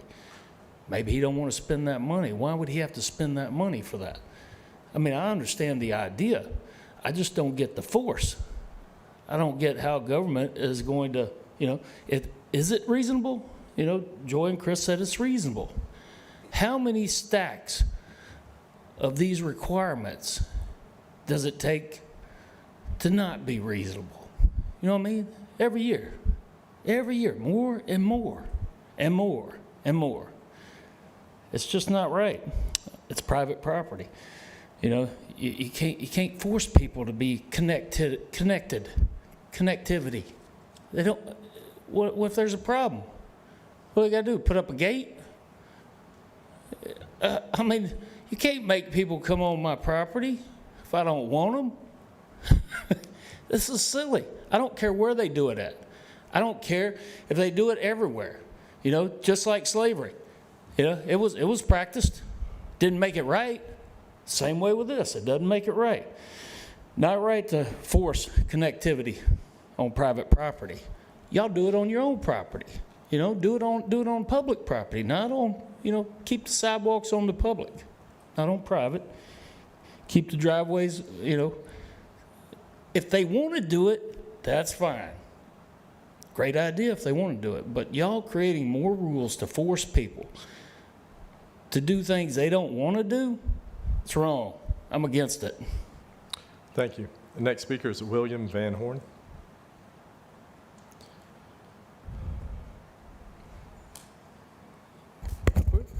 Good evening, Board. William Van Horn, 22 Bayshore Drive. Chairman Barry, I do appreciate you being on the planning board previously. You've been a great asset to the, BCC. So I will say that, and I say that as the vice chair of the current planning board. But here tonight, I'm talking about interconnectivity because I think as a citizen of Escambia County, not as a developer, not as the planning board or anything like that, we have an issue with shall be required. And not only is that something that really becomes an issue for private property between two private property owners, it becomes public then. That's where we fall under Chapter 70.002 of the Florida statutes, the Property Bill of Rights. There's 3 different ones specifically that call out that protection, that you don't have to do that. You can exclude someone from your property. If the government's going to come and say that you have to do something for the public interest, you have to be compensated. When you're doing something for your neighbor, that's something for the public good. Now, mind you, I do believe interconnectivity in public spaces does make sense. Service roads, such like that, but don't put that under the private property burden. Yeah, that's the issue here. I don't want to see Escambia County fall under that same issue here, where we could have a Burt Harris Act. We could have one of these issues arise. I mean, FDOT suggests this for a reason, because they've spent billions of dollars on eminent domain, inverse condemnations. I personally have dealt with that 7 times in Escambia County and Santa Rosa in the past 15 months almost. But these issues, they know at FDOT that they can't force you to do that because there's multiple laws that prohibit them from just taking your property. And in this sense, that's why they ask as a suggestion, you reach out to your neighbor. I'd suggest fully that the Escambia County Board of County Commissioners, and even going back to us, if it does come back to us, make this and keep it the language it was, that it would be a suggestion. That's it. Don't make it a requirement. So once again, I do appreciate your time with this, and I do appreciate staff, Horace and Joy. I've talked with all of them on this. I do appreciate their work with it, and appreciate them listening to me, and for you all listening to me as well. Thank you. Thank you. Yep. Next speaker is Tom Hammond.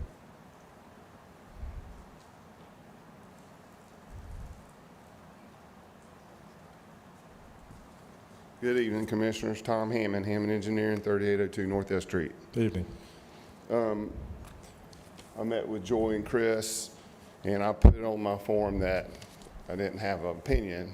I got one, but it's not yes or no. Just kind of want to talk about some of the only real issue that I see with it. Single-family residential, I've done the geometry with the building setbacks and a double-wide garage and MDR and LDR. It's not going to be a problem. Doing the 3-4 parking spots. Townhomes are what our market is right now is 20-foot wide townhomes, and their standards is 16-foot wide driveway. We're going to do an 18-foot wide driveway to put them side by side. I got an email right here from one of the developers, and they're having a hard time with ECUA and Florida Power and Light as it is with the 4-foot we have now. With the 16-foot, we got a 4-foot area to put a water service in, sewer service in, Florida Power and Light service, Cox Cable. So we take it 18 foot, we're really going to restrict it. You really just basically got a whole paved front yard. So the other option to that would be just to make lots deeper and be able to stack them. And I know they don't really like the idea of stacking, but if I had one in the garage, one of these townhomes, and I had it stacked, it would be a minimum of 11 foot deeper per lot. Probably need 15 foot deeper per lot. That might not kill the townhome industry. There'll be some parcels you won't be able to build a double loaded road on, but that's what I'd like to see. If we got to have 3 parking spots, let's stack them. And last thing I'd like to say is, I went through subdivisions today, and you got double wide driveways, and you have one car sitting there in the driveway, and there's still somebody parked in the road. So you can't really regulate bad behavior. So that's my comments. Thank you. Thank you, Tom. Next speaker is Freddie Knodel.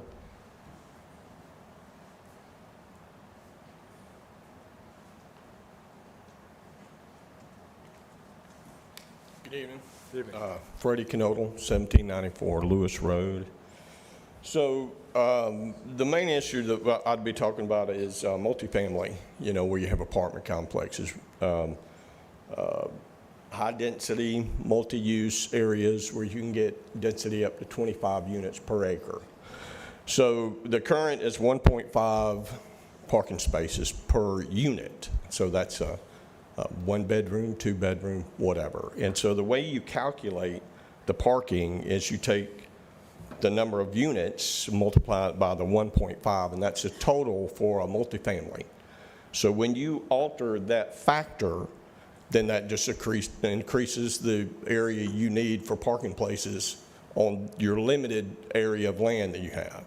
Now, I understand that a lot of these problems are with people parking on the roads, backing up traffic. It's a safety issue.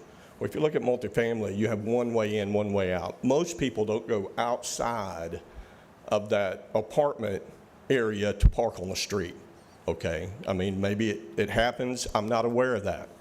There's nobody here, though, there's no private citizen here that spoke that said, my neighborhood's got a lot of parking in it. It's an overflow from this area. It's an overflow from that area. Nobody's here, so I don't know that it's a real public issue. I really don't, but there's nobody here speaking on that behalf.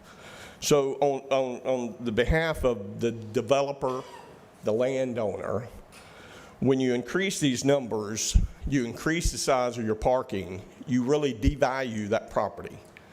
And so when you look at Escambia County as a whole, that would include all property owners, single family, it would include multifamily, it would be low-income people, middle-income people, upper-income people, so everyone in the county that's a landowner could possibly be affected by this. The last thing I want to say is I agree with a lot of the speakers here. I agree with the first speaker, the one just prior to me. I think there needs to be more time for this.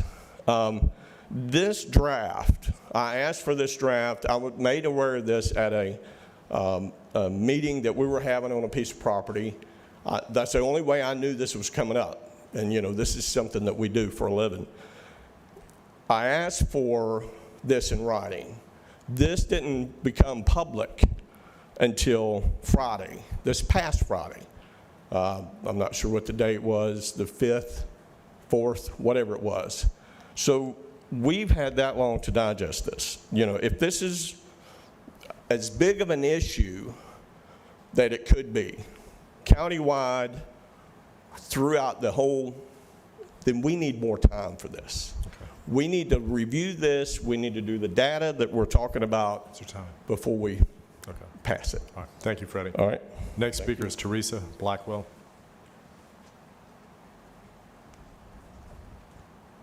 Good evening. Good evening. Just real quickly, I just wanted to say that the interconnectivity part of it, I couldn't agree more with that. We lack connectivity.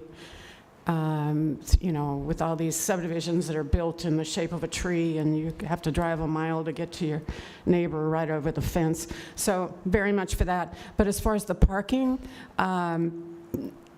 you know, that, from an environmental standpoint, that's a lot more pavement all over the place, and that just doesn't strike me well. And I hesitated to speak because I haven't followed this issue closely, but I don't like the idea. Paved paradise, you know, there's a song. So, thank you. Thank you. All right, board, that's all the speakers. And,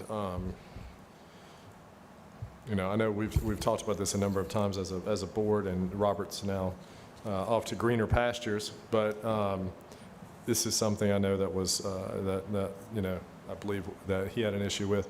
I can assure you this is an issue. The parking portion is an issue. The university, you know, I am back and forth from campus a couple times a week, and there are cars parked on the grass, on the median, into the neighborhood across the street, which maybe Woodbridge, I may have the neighborhood wrong, but Cambridge, yeah, I'm sorry, not Woodbridge, Cambridge, yeah. There are people parking in the street at Cambridge and walking across to their apartments. That is a real issue. The apartment portion is an issue. It is a safety issue, and it is a matter of time before something happens to a person that is unable to find somewhere to park and is walking in the evenings up and down University to get to and from campus. That's an issue that's been raised by multiple members of the university's faculty, as well as staff there, as well as parents of young people that are living in those apartments with nowhere to park. They have 4-bedroom apartments with 1.5 parking spots, and you know, that math doesn't work. You incorporate the aspect of you know, girlfriend, boyfriend being at the apartment, you know, sleepovers, those kind of things, and now I don't know what number you're talking about of vehicles being there, but it's 4, 5, 5.5. It is a number that are there when we're only requiring 1.5 parking spots. That is a real issue to me, and has been for a couple of years. You know, and Jeff, this may be more mine and yours issue. The second part of it, the neighborhood stuff. Yeah. That's an issue. I mean, you have a lot of new developments. I have a lot of new developments, and parking in the neighborhoods is an issue. You know, a number of us grew up here and have relationships with law enforcement, those kind of things. And one of the things that was shocking to me was, and I hadn't shared this with Chris or Joy or anything, but I was shocked to hear that it is, you know, if you just pick a substation, I'll pick Inslee substation. They're, you know, very close to all 3 of our districts, you know, not too far. They're on Hood Drive by Walmart. Mm-hmm. They are responding to multiple call-outs per day of criminal complaints, which may or may not end up being that in fact, but the complaints are alleging criminal based on the parking. You know, this person is blocking my driveway. I can't get my truck through because the road is being blocked.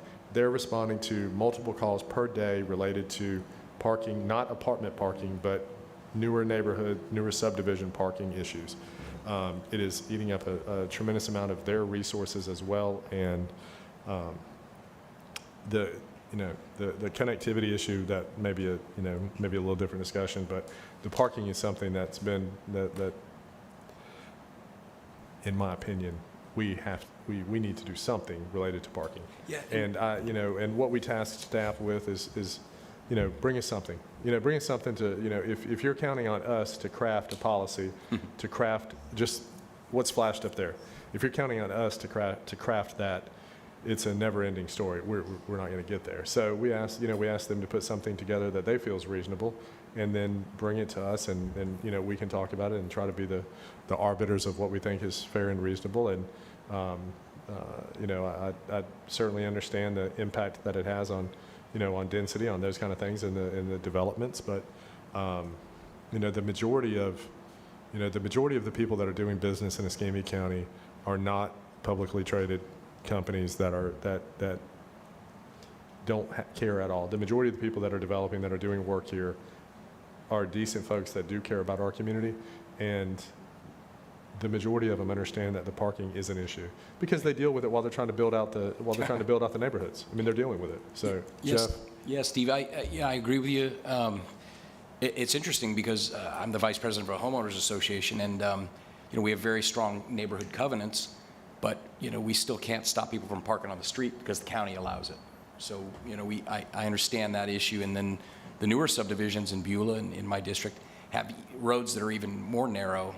Deer Run comes to mind. You drive through there, and I mean, if someone parks on one side of the street, you're almost blocked. I mean, those roads they've got to be bare minimum, whatever the code required. I mean, bare bones are. So specifically, they're responding to one of the phases of Deer Run about parking every single day. Yeah, that's what happens when our codes and our ordinances allow that. I mean, the builders are very sophisticated. God bless them. I mean, they're in business to make money, and they provide a service, they provide housing. But you don't necessarily see this in other parts of the country. You don't see stuff like this. But Jeff, it's different between, if you talk to an urban planner, they will say parking on the side of the street helps slow down traffic. I mean, they use that, that's slowing down traffic, like in an urban core, like in the city of Pensacola. Yeah. So I mean, and I hear what you're saying, and I agree with you and Commissioner Berry. Commissioner, kind of like forcing walkability, is that, almost like forcing some walkability? Almost. Is that what you're saying? Okay. Yeah, I mean, you extend the sidewalks from 4 feet to 6 feet. Yeah. You let them park cars on the street, and it slows down traffic. It doesn't have people speeding through your neighborhoods. Now, that's just a thought. That's a school of thought from urban planners. Mm-hmm. But I can just tell you, through all the Civicon, all those things that we sit through, particularly because I represent so much of the city, that's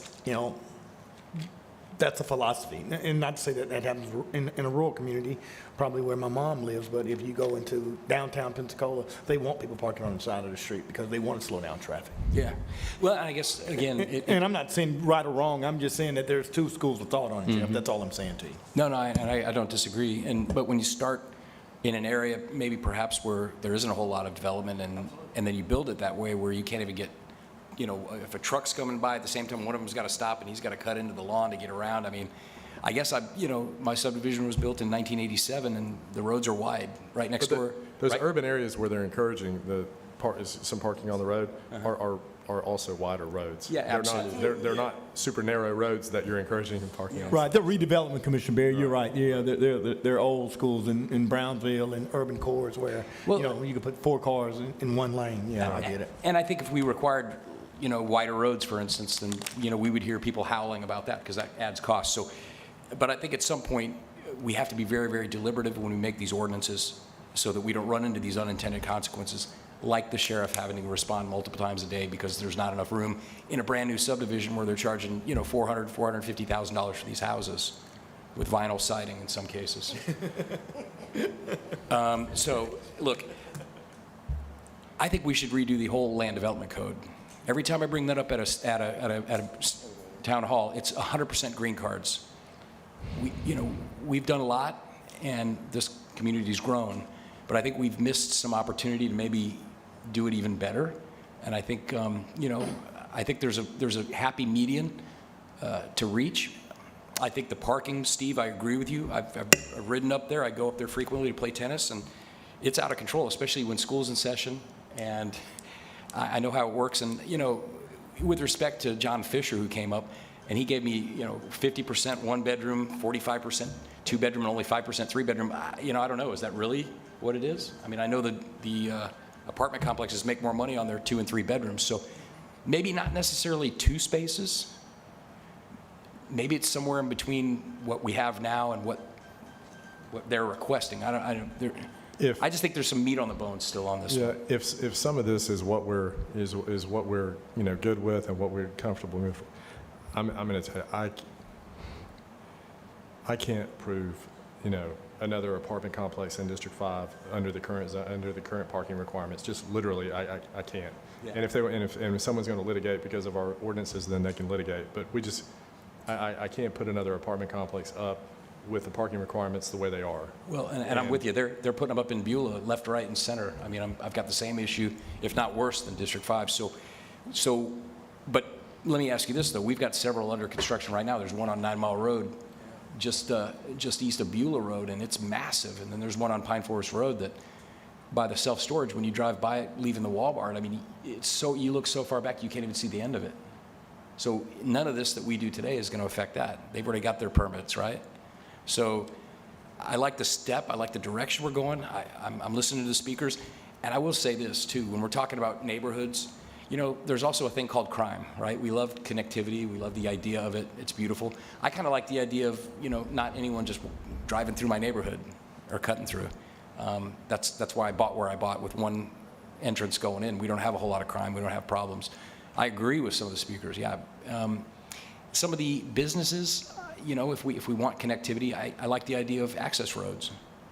You know, that's more expensive, but you drive down Airport Boulevard in Mobile, they've got a very good system there. They have access roads, the traffic moves. You want to go to one of the restaurants on either side as you're on the way to the airport there, you use the access road. So there's a lot of things we could do different. I don't like forcing businesses to you know, to be good neighbors and connect their, I mean, it is frustrating when you're at Taco Bell and you want to go to the store next door and you can't, you got to get out on the road, but forcing someone to do it, yeah, I'm not really into that. So I think the parking, Steve, we got to go up on the amount, maybe not to this level, but you know, but right now, I don't even think, do we even have a say in it? Does it? Let me ask you this: if it's zoned for apartments right now, does it even? How are you going to stop them? I'd like to know the secret sauce to that, because they just keep popping up like out of nowhere. I mean, I don't know that I successfully do. Yeah. I don't know that I successfully do, but I will make an effort to. And, you know, so I'm assuming where you're talking about condo apartments, it's 2 spaces minimum plus 1. You're talking about 1 for additional bedrooms over 2. So you're talking about a three bedroom having 3 spaces. Correct. Okay, you're not talking about 2 plus, so not 3 for a 1 bedroom. So, okay. Can we look at a real example? They're finishing up a gigantic apartment that I inherited in my district on Canal Road. You know which one I'm talking about.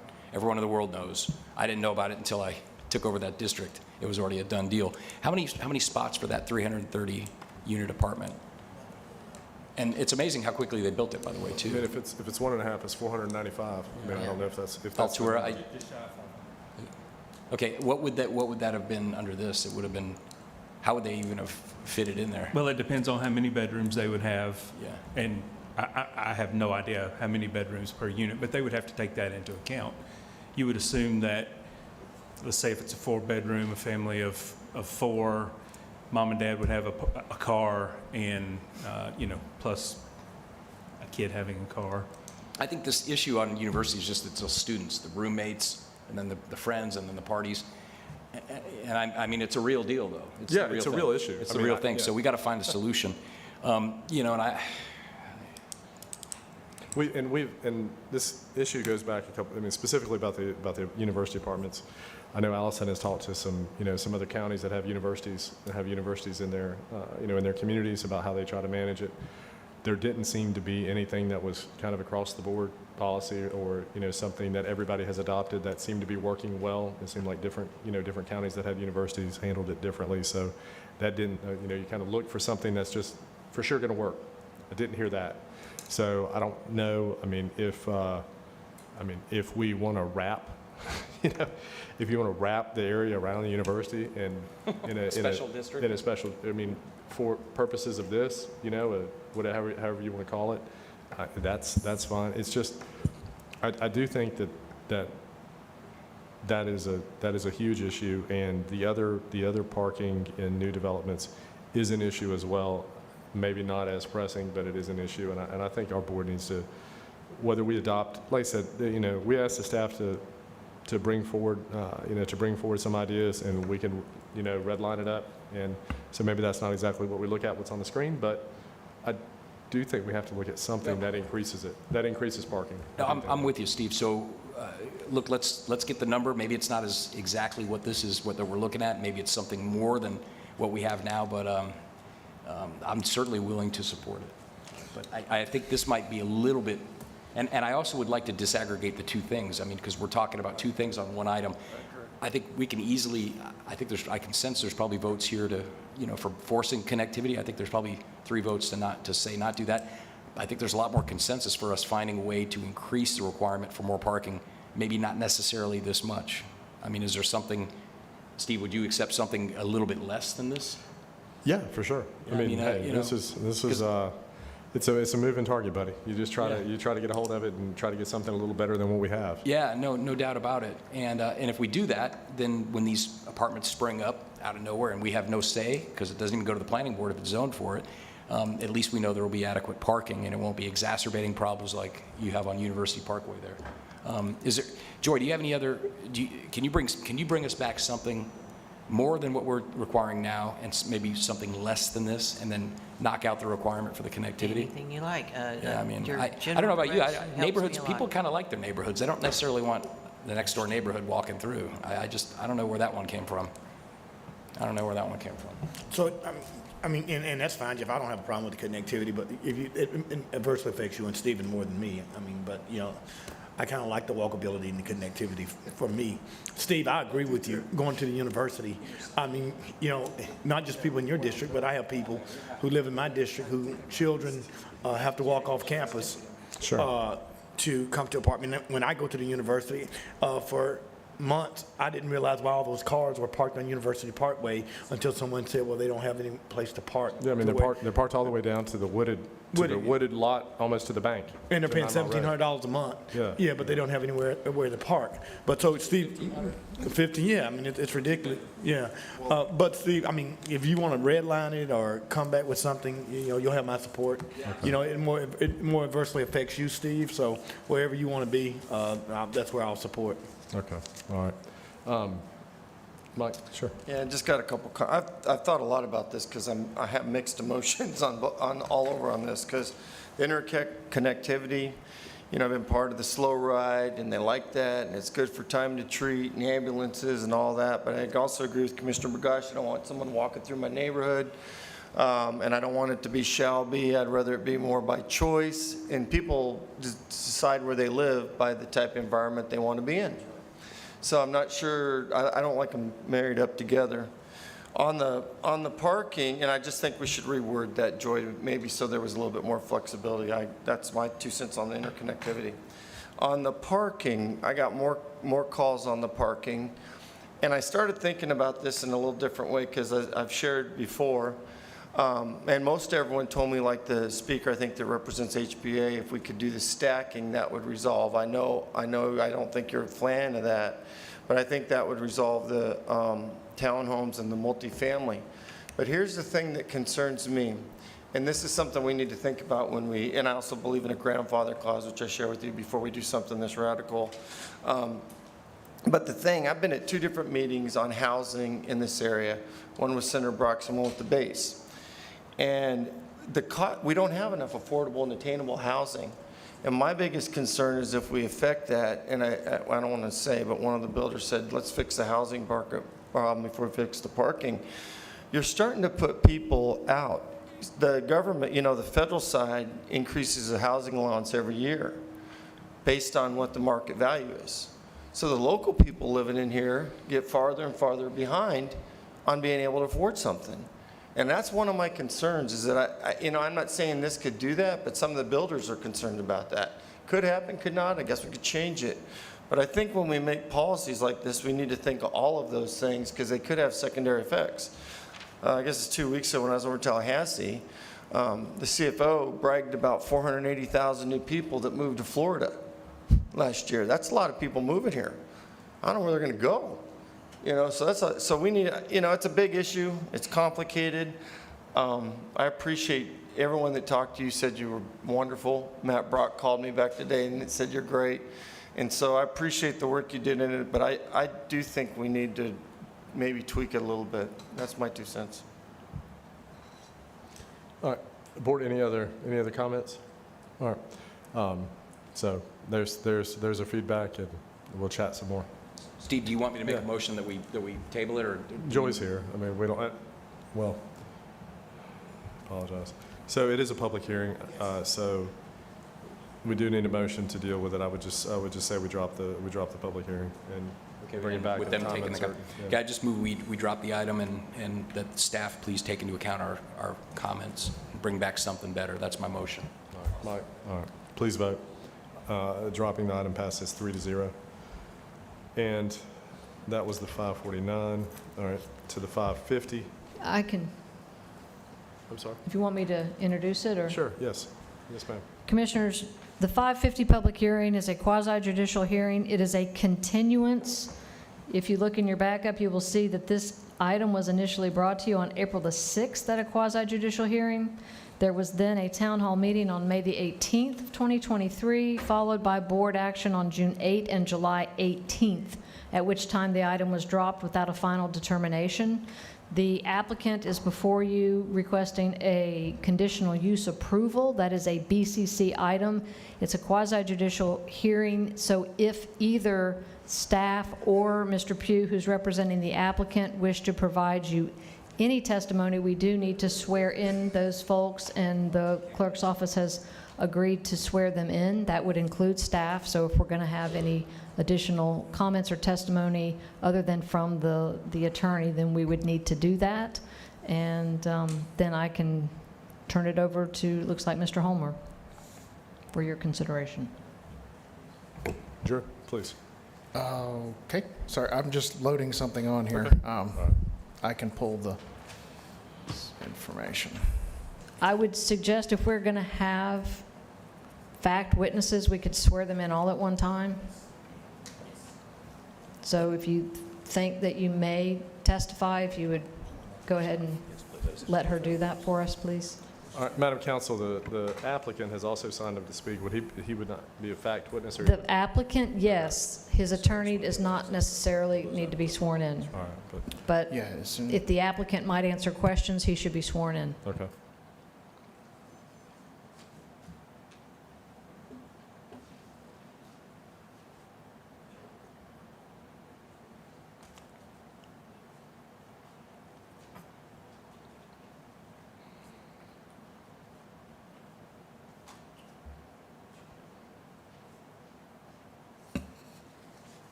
So we have the applicant, we've got Mr. Day, Mr. Jones, and Mr. Homer from staff.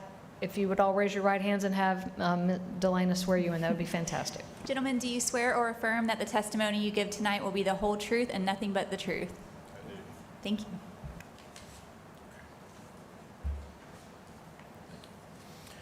Good evening, Commissioners. I appreciate you being here today. As you know, this, or as Ms. Rogers said, this is a continuation. There's been plenty of evidence presented to you now. I think this is our third continuation, so I don't intend to belabor the point at all. I want to show you 3 quick photographs, which I've just passed out, and then that's all we're going to have today, I believe. As you know, just for a very brief recount or rehash, nothing about what's in front of you today is voluntary on the part of my client. He has a rock crushing and how do you describe it, Jeff? Rock crushing recycling facility is probably the better way to say it. Up near the interstate. FDOT took his property. He's been there for years. They took his property and essentially is forced to move, and so he's acquired a property and moved down the road. The first thing I want to show you is this photograph. This is, whoops, wrong one. Did it again. This one. This is a map that just simply shows you that we're in the same general neighborhood. He's not moving into a whole different part of the county. This is the old neighborhood. This is where the crushing machine was last. And down here is where it will be placed. That line between the two is a little less than 2,600 feet. That's a little less than a half a mile. The next thing that I want to show you is a photograph of the old site. And by the way, on the handouts that I just gave you, I noticed as we were putting them out, the label's reversed. So the one that says new is old and old is new for you, okay? The one up there by the interstate, this is the old site. What I've done here is I've drawn a circle around where the operation was previously. This is a 1,000-foot diameter, 500-foot radius around the old operation. And I want you to just take note of all of the residential housing and residential lots that are in that area. And then I'd like to show you the new site where he proposes to reestablish his operation down the road. And that same circle is there. You'll notice there's not a house in that 1,000-foot diameter circle. And so, we would suggest to the board that, while this was unfortunately forced upon my client. I think he's done the right thing. I think he's moved down the road. He's found a place that is much less, has much less potential to impact any residential areas around him, and we would ask that the conditional use be approved. Philip, can you flash back up the new site Yes, sir. image? Yes, sir. Whoops, wrong one.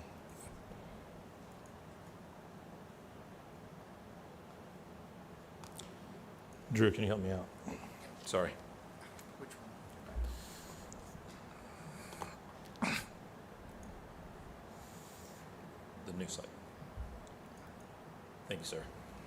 All right, Philip, can you just put the cursor where you're saying the machine's going to be, where the machine's located? It should be located right around here. Mr. Godwin owns this parcel, this, all these around here.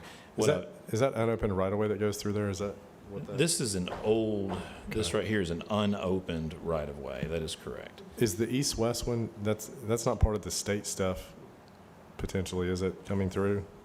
Part of this. Philip, Drew, Please. Yes, sir.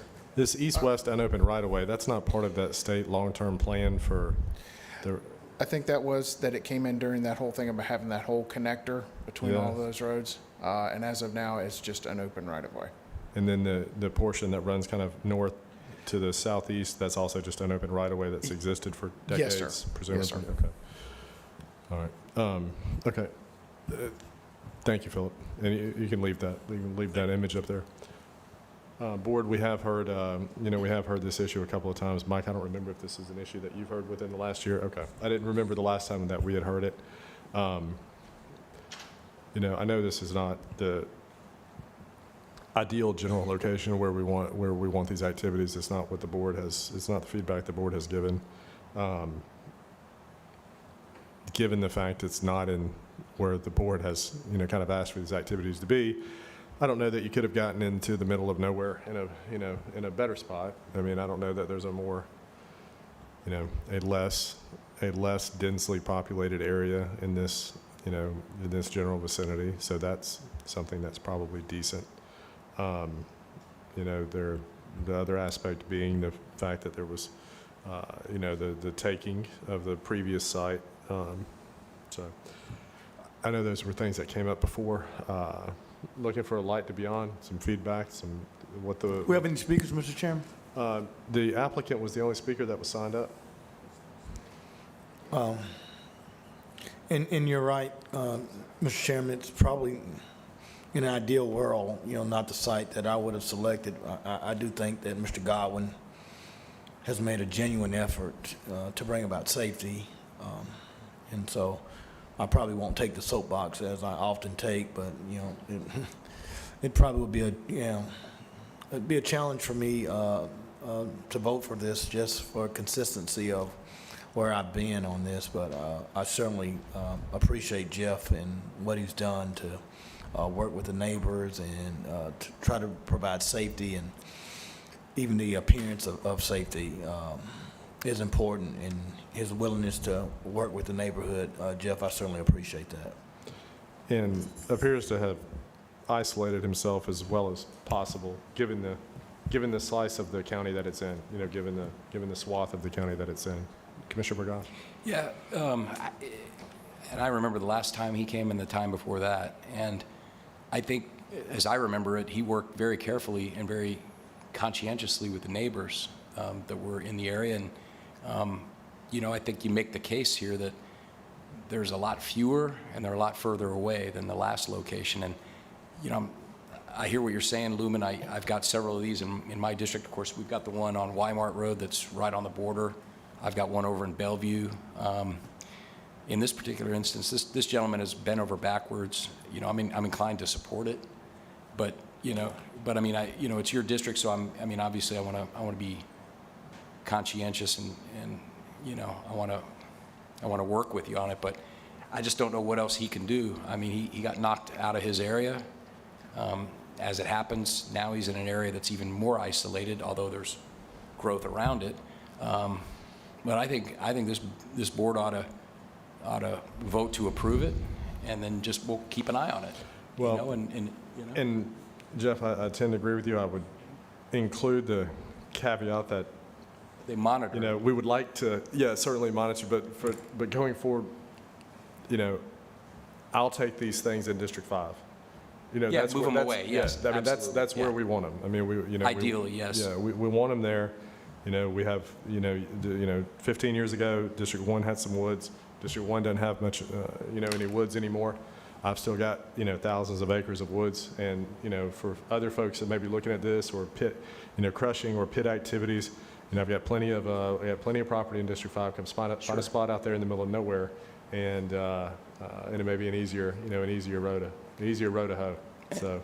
I just have, you know, I'm sensitive to this because, you know, through no fault of his own, he got knocked out of his area and he's had to, you know, find a different way. And I had a very similar circumstance happen when I had a business here in Escambia County, and I had a lease with an individual, and that person, you know, without my knowledge, did something that jeopardized a license that she held. And it was a very, very precarious situation. And thankfully, there was staff at the county. Horace Jones was here at the time, and we were able to put it back together. But sometimes things happen, and then, you know, your business, the value of it can go down. You could lose the ability to do your business. You lose your grandfathering. So I know this isn't exactly grandfathering because it's a different location, but in some respects, I kind of look at it like that. Because he ought to be able to be given the opportunity to do it. Ideally, obviously, yes, we want him out in the rural areas of District 5 or even District 1, the limited areas that are still rural out there. But I'm inclined to support this. I think it's reasonable, and I think we just, you know, Tim and the staff from Environmental just keep an eye on it, like you do the ones on Weimart and the one in Bellevue. I mean, and as long as they're using the spray and following all our rules, I just think it's reasonable. Lumen, I mean, can you support that, Lumen, or, I mean, I don't want to step over you. No, you're not stepping over me at all. Chip, do we have all the monitoring in place? Can you just kind of tell us what's in place?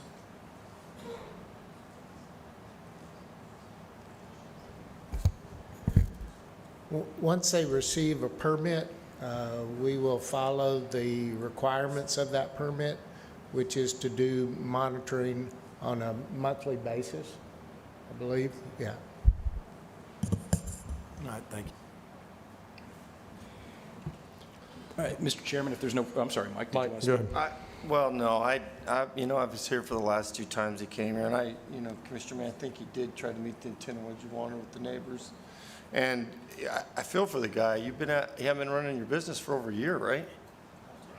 Yeah, yeah. I think we should support it too. So I'm in favor of it. All right, Mr. Chairman, I would move that we allow the conditional use permit. Oh, did you want to speak? Oh, I'm sorry. All right. No, but the applicant's the only speaker signed up. Sir, you're welcome to come and speak, and just, you know, sign up after you speak is fine. Just state. I'm sorry. Yes, go Okay, ahead. it's fine. Okay, all right. But do be aware you need B and C, so they're actually asking for the authorization for the conditional use, and they also need one for the recycling permit. So in order to accomplish what they're after, if you could A, vote B, on and C. B and C. Okay. All right. Sir, you just state your name. And Yes, my name is Darrell Stewart. I live on Maxim Street, right down at the end of the road here. Yeah, if he's going to provide testimony, he will need to be sworn in. Okay. Is it, okay. Mr. Stewart, do you swear or affirm that the testimony you give tonight will be the whole truth and nothing but the truth? I do. Thank you. As I stated, I live on Maxim Street, right down at the end of the street here. You showed that the machine is going to be placed back at the junction of those 2 lines in the cleared off area to the right of the red square. It is my understanding right now, and I go by there almost 2 or 3 times a day, that the machine right now is at the end of the red square to the south. Now, I haven't not been over to the facility. Mr. Godwin has been to my house one time and we discussed it. He invited me to come over there, but this was several months ago. I don't know what has changed in that period of time. There was also discussion of a pond being constructed to handle the water that they were using to wash the concrete. I don't know that that's happened. So my basic question is, has the machine actually been moved to where it was pointed out that it was going to be moved to? And is the pond construction done?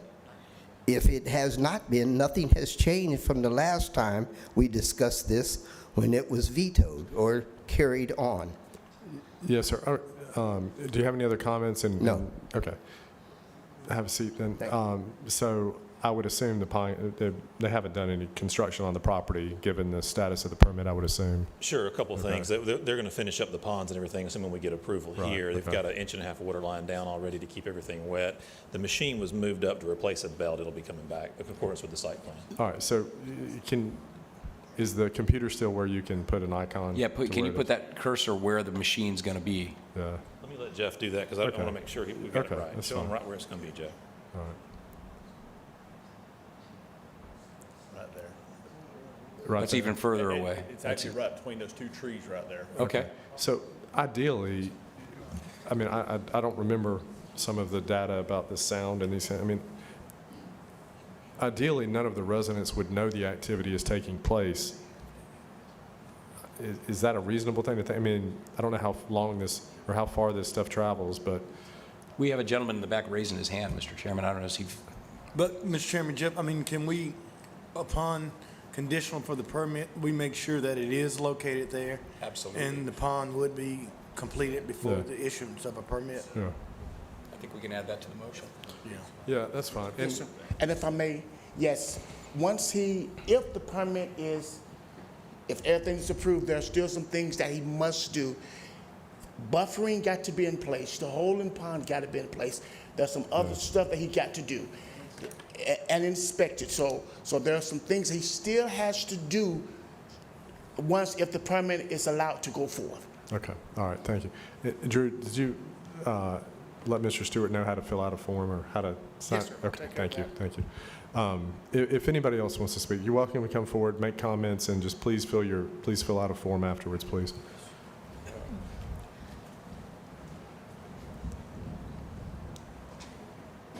Yeah, they're going to need to be sworn in. They can Okay. stand all at once if they want, but Okay. Okay, so let me have you raise your right hands. Do you swear or affirm that the testimony you give tonight will be the whole truth and nothing but the truth? Yes. Okay. Thank you. All right, sir, if you would just state your name and you're welcome to make comments. Yes. Yeah, Craig Crosby, live across the street, 212 Burgess Road. I don't know what's going on now, but it appears that there is some crushing already going on, and there's a lot of dust and noise, already. So I don't know if this was permitted to be doing already, or what's the deal with this? Okay. Are those That's your only basically all I comments? have, Okay. yes. All right, thank you. I would not think there's been crushing activity going on. I would presume there has not been any activity like that. Has there been any crushing going on? There's not been any crushing going on? We have had to twice to have our testing through Cornerstone Engineering, but it's only through the testing because the way we were instructed to do this was while the machine makes maximum noise, do the decibel gauges at all perimeters of the property. Every bit of that was fine. Vibration tests, dust monitoring, everything. So it was just for testing purposes? It was Testing okay. purposes. Testing All right. purposes. And did you coordinate that with the county? We had talked to them. Okay. Yeah. All right. All right. And ma'am, I'm sorry, there you are. Yes, ma'am. I'm And sorry. just My state. name is Molly Morse. I live on 311 West Pinestead, directly across the street from where the 5G tower is on the opposite side of the site. Okay. I'm wondering, is there going to be any kind of access road or anything coming through Pinestead to increase the traffic that way? Everything's going to be just on Burgess? Okay. Okay. All right. Thank you. And if the two that just spoke, if you would please fill out a form just so we have a record of you. And, I don't want to not allow anybody to speak that wants to speak. Tim, did you have something? I did, just very quickly with the discussion on activities. Give me 1 second.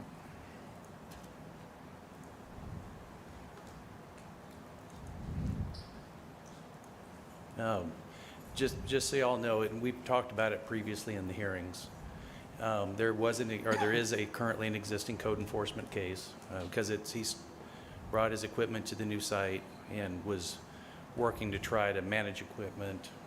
He had some secondary business he was operating out of it, if I remember, it's associated with swimming pools.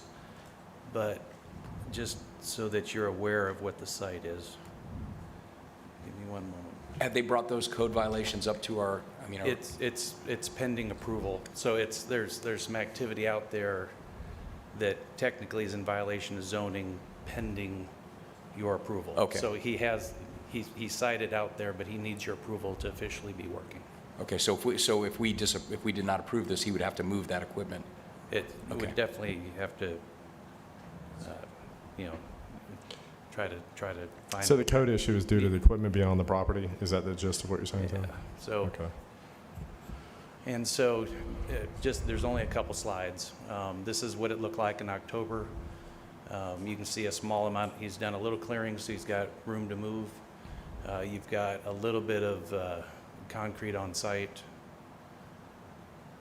As we go into October, you've got kind of a staging area shown on the left, and there's some product on the right. Once, in November, we have, just a picture of what the crusher looks like, product on the right. This is in November. This is active crushing. I don't know if that's when he was talking about doing the testing, but on the left, you just see the machinery working. On the right, you can see the product coming off of the crusher. Yep, sorry about that. This was yesterday. The first picture, this is taken off property.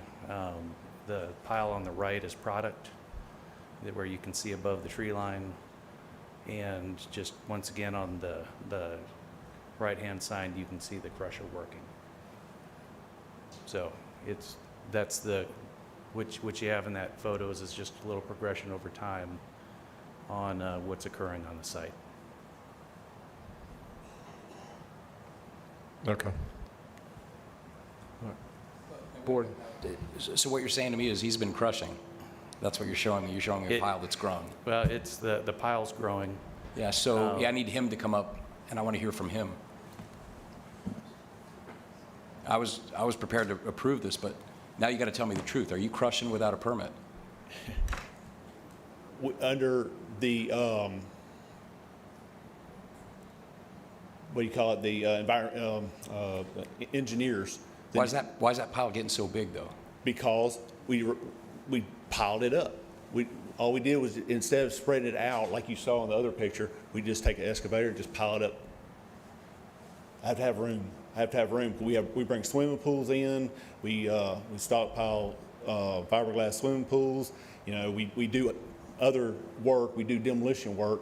We do have. But I'm looking dirt. I'm looking at a picture here from yesterday, and I see concrete coming out of your machine. Were you crushing yesterday? Not to my knowledge. No, we were Tim, not there. No, matter of fact, we couldn't. You can even look on our crusher. Our belt, our main belt on our crusher is ripped right down the middle. It's ripped right down the middle. That's why it's sitting where this gentleman said it is sitting there. It's up there by the grass because it is ripped. Can you see this? Can you see this picture? You see the picture right there? It says February 7th, 2014, 10:11 in the morning, and I see a piece of equipment with stuff coming off of it. What is that equipment? I don't know. I was there for an hour. I don't know that. I don't think they were crushing. I don't see how they could be crushing. Well, then who took the picture? That machine has been sitting right there at the grass. What's the pile, Jeff? Is the pile crushed concrete or is the pile dirt in the left picture? It's a little bit of both. It's a little bit of both. In order to take whatever material you got, if you pile it up taller, you save more room. Or I can lower it down and scatter it out farther. I was trying to minimize the room, just trying to make room for it. But answer this one question. That machine on the right hand of the picture, that's your concrete crusher, isn't it? on that right, that white boom that's coming out? Looks like a track. That's a stacker. Okay, so what's that coming out of the end of it? I don't. What would normally come out of the end of it? Normally, crushed concrete would come off the end of it. That looks like crushed concrete coming off the end of it yesterday. I promise you, the machine is broke. The belt is ripped. Who took the picture? You have Tim Day be there for 7 We're all o'clock in the sworn in here, man. We're all sworn in. Who took the picture? I want to know who took that picture.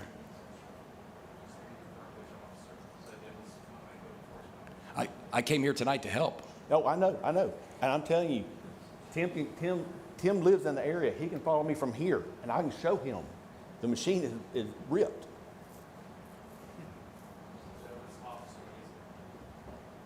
Is he here? Yeah, I don't know, man. Is there material coming off the machine? Is that dirt or is that crushed concrete below it? What's the brown? Is that dirt? I don't.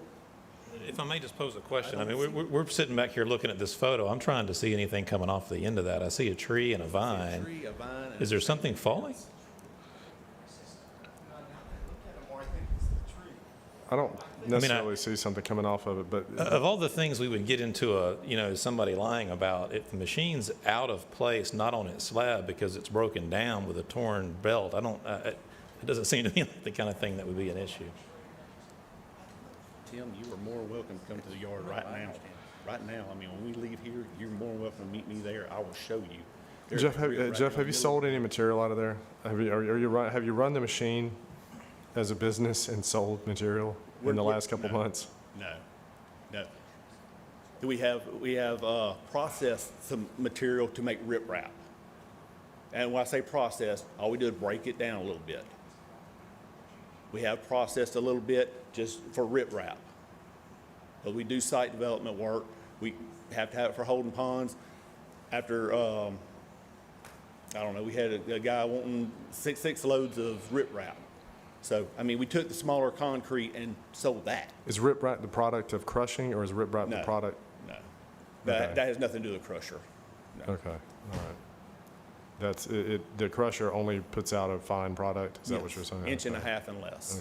Okay. Inch and a half and smaller. All right, so the pile that's under that thing there, is that dirt or is that crushed concrete? Dirt. That's dirt. That's dirt. Matter of fact, I mean, the color looks like dirt, but I don't know what the output product looks like. I've never been We're doing a lot on. of grade work. If you look, you see this. Well, you see the circle. Look to the right of it, where that pole or vine or whatever it is. We already started digging a holding pond, clean. That is a slope. We've been cleaning the place up, getting it ready. It is kind of wet in that area. We have dug a whole sand chimney to dry the place up. I mean, got to have something to do, and at the same time, trying to get it feasible for what the county has asked for. So the pictures that Tim showed went back to October or something, so just say 3 or 4 months. Have you sold any crushed concrete out of the property in the last 3 or 4 months? No. Okay. Actually, I hadn't even had any orders. Okay. All right. Thank you, Jeff. Board. We've been shut down to the point that I've lost a lot of customers. Okay. All right. Board. I mean, I don't know. I mean, he's under oath saying he hadn't. I mean, the pile that I see, I don't know. I don't know if that's crushed concrete or dirt. It kind of looks like dirt. The one on the right is pretty orange. That looks like dirt. Also, I don't know what crushed concrete looks like I don't know what the finished product of crushed concrete looks like. I would assume it to be a more gray matter, or a more white gray, but I don't know. More dust than dirt, but I don't know. He's under testimony saying, he's under oath saying he hasn't sold any product. I don't know.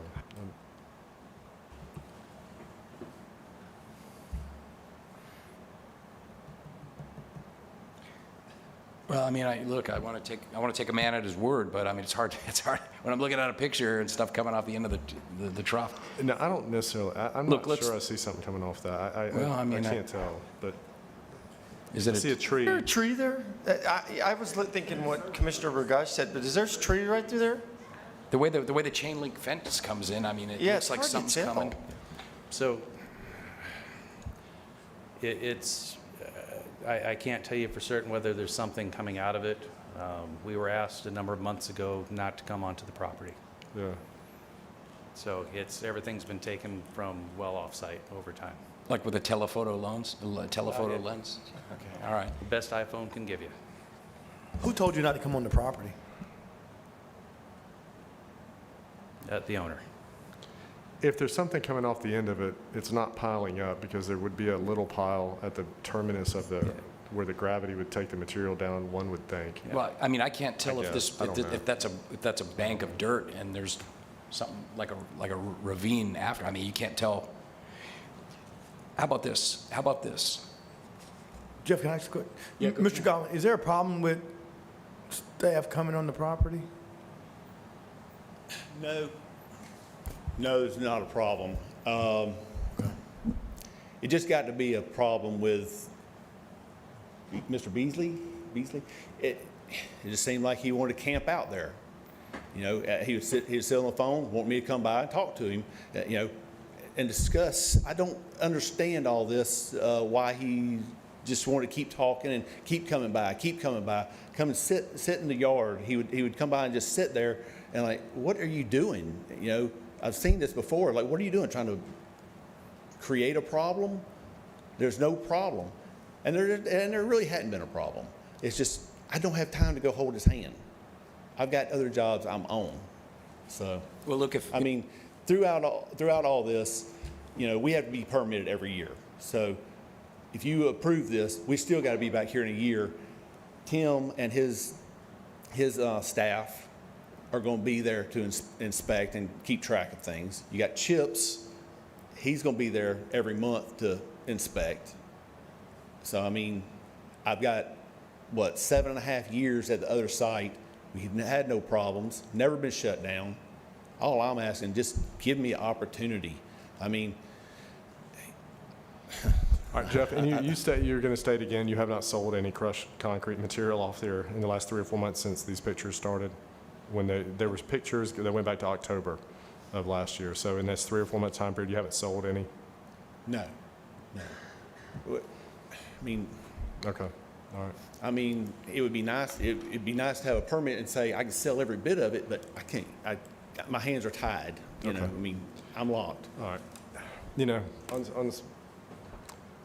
on some level, he's under oath testifying, and I mean, he does have to come back. He does have to come back pretty soon. You're not going to make enough money in a year to retire. So if you're not operating the way that if you're not running it the way that you're supposed to, then there won't be a renewal of the permit. Jack Brown made sure he had a stipulation in there after the Rolling Hills fiasco that it wasn't a matter of going through a magistrate or taking 6 months or a year. He made sure everything was in place where any rock crushing facilities, if they don't operate it right, they're shut down. Okay. Commissioners, I believe we had, Jeff, you can have a seat unless somebody has a question. I believe we had a motion in a second. Did we? I thought we did, maybe. No, I don't think we made I'm the sorry. motion yet, because I'm I had sorry. some additional notes. Okay, I'm sorry. Go ahead. Here's the I'd thing, though. entertain. If we approve this permit, though, I don't want to hear about, the code enforcement guys can come by whenever they want. I mean, I don't have a problem. I don't have a problem with All that. right. I just have a problem just coming out there camping out. Sure. Well, I'd like to think there was probably a reason. I'll speak on, Tim and I have a good relationship, or friendship, I should say. You know, I respect him. I hope he respects me. We have never had an issue. If we do, hey, we need to take a look at this. Steve Littlejohns, when he was here, never had a problem. He would call me up, Jeff, when you gonna be there? I want to come by and just walk around and take a look. Well, look, I'm willing to give you the benefit of the doubt, make a motion. I don't know if there's 3 votes here. I'm willing to, but we're going to watch it. Oh, absolutely. I don't have a problem with that. You know, we take you at your word. You're under oath. You're not selling it. So you want to say something, Mike? I just think, I'll support it, but I think I'd like code to see if the belt's correct for me tomorrow. Tim's welcome to meet me there as soon Yeah, I as he think leaves here. that's I believe you're under oath, I trust you, but let's just trust but verify, we always Like say. Reagan. It's like Reagan. Trust but verify. All right, so here's the motion, Mr. Chairman, if that's where you want to go. All right, we got someone else that stood up. All right. Jeff, if you'd have please have a seat. Ma'am, please come forward.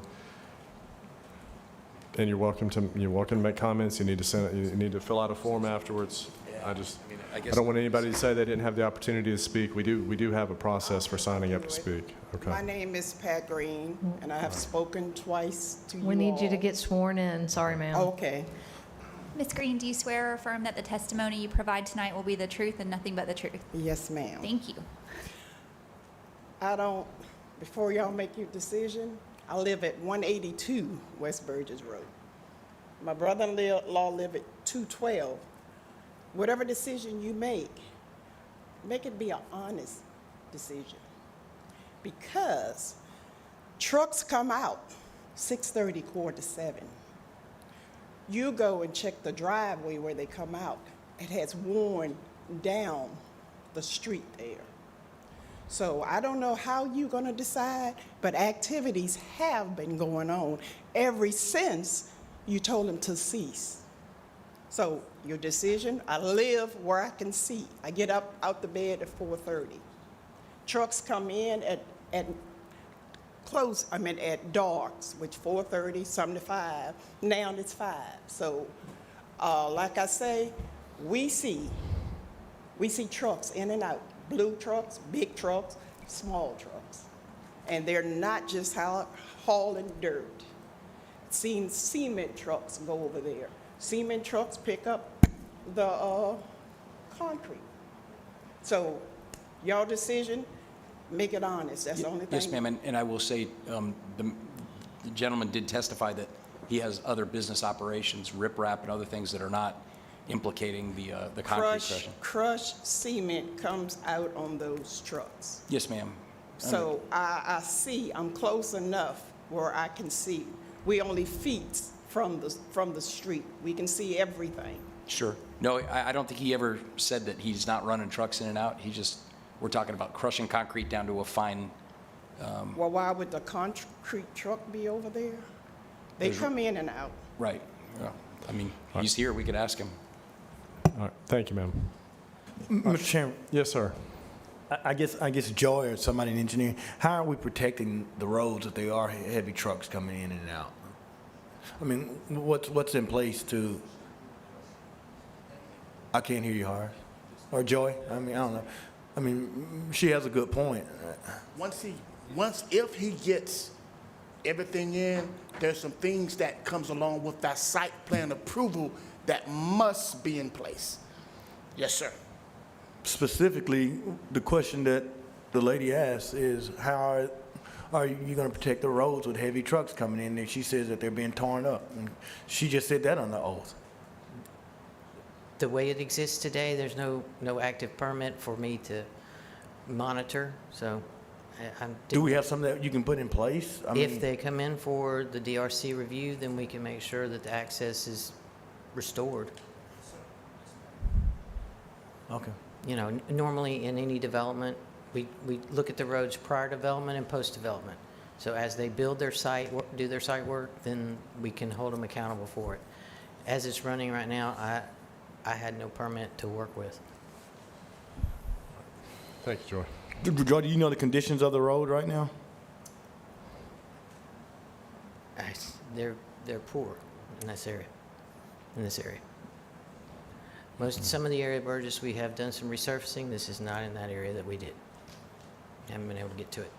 Well, maybe we can get some help from some of our business partners over We there. can do a cooperative arrangement there and there.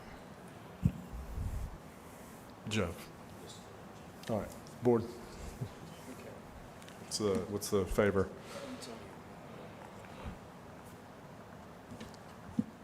Commissioner, entertain a motion.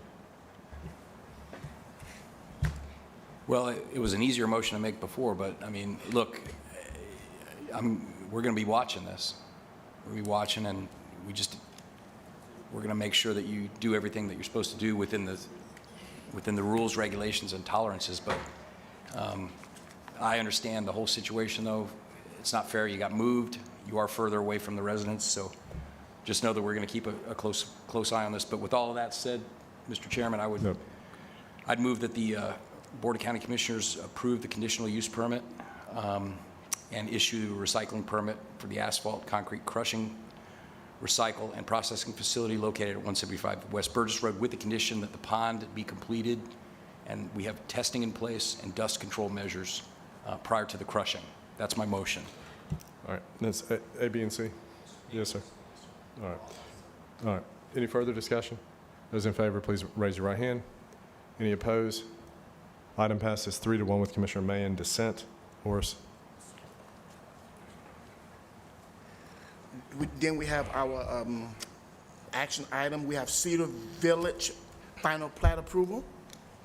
Recommendation for final plat approval. All right, Board, we have no speakers until we get into Car 1-5, so. All right, I will move item 1A, B, C, and D. All right, is there a second? Second. All right, please vote. Item passes 4-0. Then we have our consent agenda. All right, Board, there's one item on the consent agenda. I need to read this, even though it's the scheduling of a public hearing, regardless. I, Stephen Berry, hereby disclose on February 8, 2024, a measure came before my agency which inured to the special gain or loss of Todd Stafford, by whom I am retained. The measure before my agency and the nature of my conflicting interest in the measure is as follows. Escambia County Board of County Commissioners meeting February 8, 2024. Growth Management Report Item 3. 1A, scheduling a public hearing for McCara Ridge Planned Unit Development presents a conflict of interest pursuant to Statute 112.3143 Florida statutes, where the appearance of a conflict of interest pursuant to Statute 286.012 Florida statutes, because Todd Stafford, a principal of the applicant, McCara West LLC, is my client. I'd entertain a motion. Okay, Mr. Chairman, I move that we approve the consent agenda, the entire consent agenda. That's Thank my you. motion. Is there a second? All right, please vote. Any dissent? Any abstentions? Item passes 3-0 with Commissioner Berry having to abstain. Mr. Administrator? Thank you, Mr. Chairman. There are 11 items on the technical public service consent agenda. Please hold car 1-5 for a speaker and car 1-10 for a speaker. Right, Board. Any other speakers? No, sir, not for this. I move the balance. Thank you. Is there a second? All those in favor, please indicate. Item passes 4-0. Car 1-5, Mr. Tom Jardine.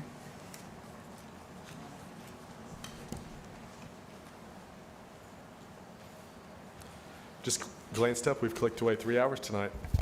Been a tough go of it to get to the administrator's report. All right, hello. My name is Tom Jardine. I've been a Pensacola Beach leaseholder and Escambia County homesteaded resident for 27 years. I live right on Via de Luna on Pensacola Beach. So the Tourist Development Council, this proposal you guys have, it may be a good idea in a lot of ways, but you guys are giving more autonomy to that unelected TDC. Now, if they don't approve an item, it's not coming to you guys, and they're very capricious with their approval. I disagree with what they're doing. They're definitely not representing the citizens. Not one of those 9 on the council is representing the citizens. They're failing the citizens. As far as I know, tourism is $1.3 billion to Escambia County, and you guys are too complacent. There's only 4 of you commissioners, and 2 of you don't take your turn on the council. Mr. Burgash has been the member of the TDC for the last 3 years now. I'm happy to see that Perdido Key is getting some representation, but there's no elected official on that TDC from Pensacola Beach. We do have an elected board member on the Island Authority, Jeremy Johnson. He should be, that council is illegitimate in my opinion, because there's nobody there representing Pensacola Beach. The citizens, in my opinion, are not getting represented. The TDC, they don't publish their meeting dates properly. If you look at the calendar, they should have their meeting dates for the whole year laid out. Their meeting dates are constantly changing. They just recently updated their roster. For over a year, their roster was not up to date. They have an absentee problem. There's no dissension on that board. A lot of those council members have way too much influence over you guys, in my opinion. Perdido Key, until recently, I don't know if I think it's improving now, but did not have enough parking, did not have enough beach access, did not have enough bathrooms. That's fundamentally what the tourist industry is all about. Those guys are trying. Mr. Bear came in here during the Nature Center debate, and he didn't want to use bed taxes to pay for our landscaping on Pensacola Beach, even though he himself admitted that the landscaping is done on Pensacola Beach for tourism. So that TDC does not want to pay for legitimate tourism expenses. They want all that money to go into advertising, and that advertising is not needed. You couldn't stop these visitors from coming here if you wanted to. Tourism, the trolleys, Mr. Bear told me at the last meeting that it was against the law to fund the tourism trolleys. We have tourism trolleys that run only during tourism season, and he told me it was against the law. This is an excerpt from the darn, anyway, we're getting ripped off. You're hollowing out Pensacola Beach. We can't pay for the bridge. You're putting 2.5 million cars over that bridge. Okay, you get the message. Thank you, Tom. All right, Board, that's our only speaker for the Do we have item. any other, no speakers on this item? No, sir. All right, I move item 5 in the affirmative. Is there a second? Thank you. Please vote. Item passes 4-0. Mr. Administrator. Car 1-10, Mr. Larry Downs, All right. Jr.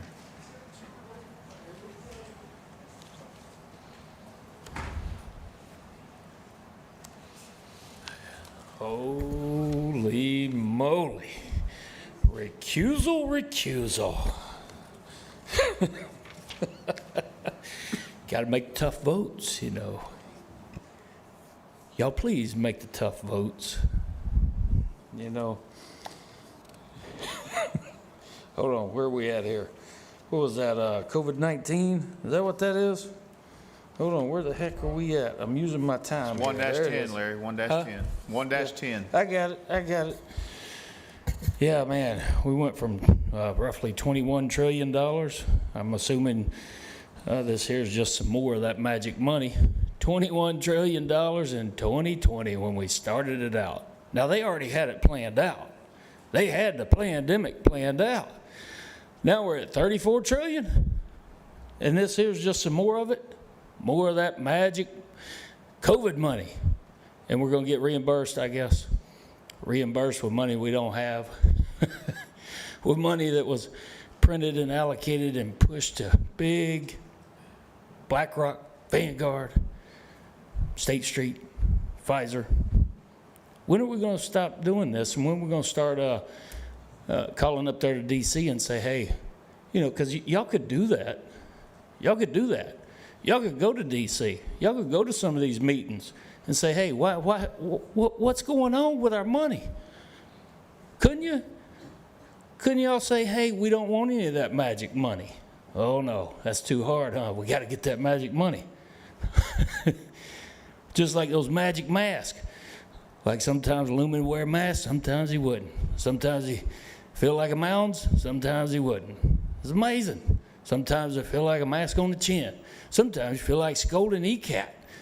Scolding ECAT workers for not wearing a mask while not wearing a mask. It's just amazing. And I'm here to point out the obvious that's connected with this COVID-19 Federal Emergency Management Agency small project. Oh, I don't think it was such a small project. Maybe this is just some little icing on the cake. It's terrible, isn't it, Lumen? Barry? It's terrible. I sure wish you'd stop recusing yourself like you accused me of doing. It's just sad. You got no Constitution. Thank you. Super. All right, thank you. I'd entertain a motion. I'll move item 10 in the affirmative. Thank you. Is there a second? Okay. Please vote. Item passes 4-0. Mr. Administrator. Mr. Chairman, there's 25 items on the Budget Finance consent agenda. Okay. Chris Kerb had signed up for 2-10. I don't see him here. All right. Any other changes? If he's not here, then there are no changes. Our board, entertain a motion for the balance, or? Yeah, if, I'll move the balance. Thank you. All right. All those in favor? Item passes 4-0. Mr. Administrator. All right, discussion agenda, card 3-1. Wait, are we on 10? Didn't we? We didn't hold 10. Chris seems to have left. Right. That's fine. Discussion agenda, card 3-1 is in reference to OLF 8. We have several speakers. The first is Ms. Teresa Blackwell.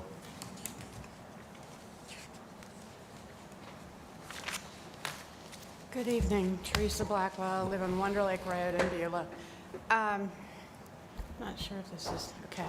So I'll just surprise all y'all and just give you some appreciations tonight. Commissioner May, I know you're not there, but you can hear me. I appreciate you giving a shout out to all our Civicon principals and new urbanism, and I would like to see all that walkability on OLF 8. Commissioner Kohler talked about affordable housing and helping those who are trying to have a place to live and having a hard time with it. We want to do some of that on OLF 8 too. And one way you can do that is above the retail. I've watched real estate shows, and the developers said what they did is they built apartments above, and that's really where they made their money. And they were so tiny, I couldn't believe it. They're sort of like one of those Japanese movies where you see how they live and you go, how in the world do they manage? So you can put some of those up there and perhaps not charge as much, and some people, that's fine for them. Then Commissioner Burgash and Barry, I appreciated the conversation this morning. I thought it was moving in a really good direction. And Fred Hemmer, appreciate how he's been so flexible and come back with these offers and drove all the way up here with his knee in recovery. And I know these offers, there's another offer, and I think they understand the concept and maybe have good intentions, but maybe haven't been paying really close attention to what you all have been saying you will accept. So I know it's in flux, but we have a good offer on the table, and one at least that looks very good. And then Commissioner Barry has said this morning that he was speaking of Breland when he said that would have been a pretty decent outcome for us. So we don't want to let a good offer slip through our fingers this time. So I think I've covered, oh, I know, the park. Tennis courts, that sounds nice. But the children, we need a kids park over there. They are over at Navy Federal. There's a little girl there. She's probably in 2nd grade. And it says 14 years old and above. She's up like 10 feet up in the air or something. I'm just flipping out. Her grandfather's sitting there relaxed because she's very athletic. But, you know, give the kids a place that's maybe safer than that. They shouldn't be, you know, these kids are athletic, but it's just really not safe. So, that's about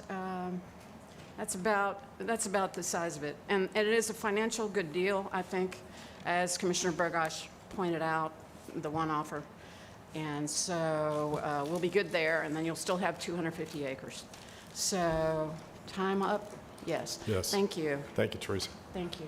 Next speaker is Ryan Bell.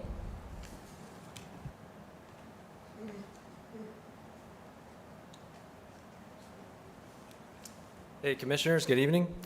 So we represent Precision Capital, and as a member of this community growing up here, last thing I remember before I came back from Tampa, where I started my real estate career, was Beulah Land Barbecue.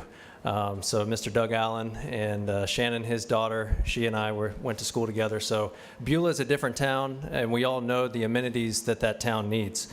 And I love the DPZ plan. I've been in communities, like I stated in my letter, but that no one in the media reached out to ask what our inspiration is. But whether it's the waters of Montgomery, West Chase and Tampa Bay, Summit and Birmingham, there's a lot of well-designed PUD developments, and that is our goal, that is our target. So I love the DPZ plan, the market plan that we put forward. There is a lot of homes, but also in the letter I described the tax revenue that will be generated from those homes.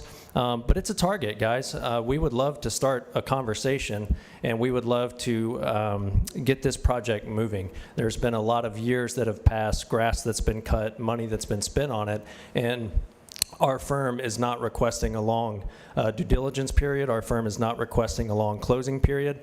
We would be happy to negotiate on the amount of the down payment. I've engaged Mr. Bill Farrington at Wilson, Farrington, and Ford to close this transaction, so I know he has a lot of experience working with the county. So I would just love the opportunity to have negotiations.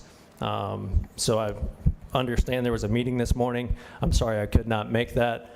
And my co-broker, Bryce Birch with Pensacola Bay Realty, has signed up to speak after us, just to buy us time. So sat here for a long time to get the opportunity to have negotiations, so our firm would appreciate the opportunity to have those negotiations. Thank you.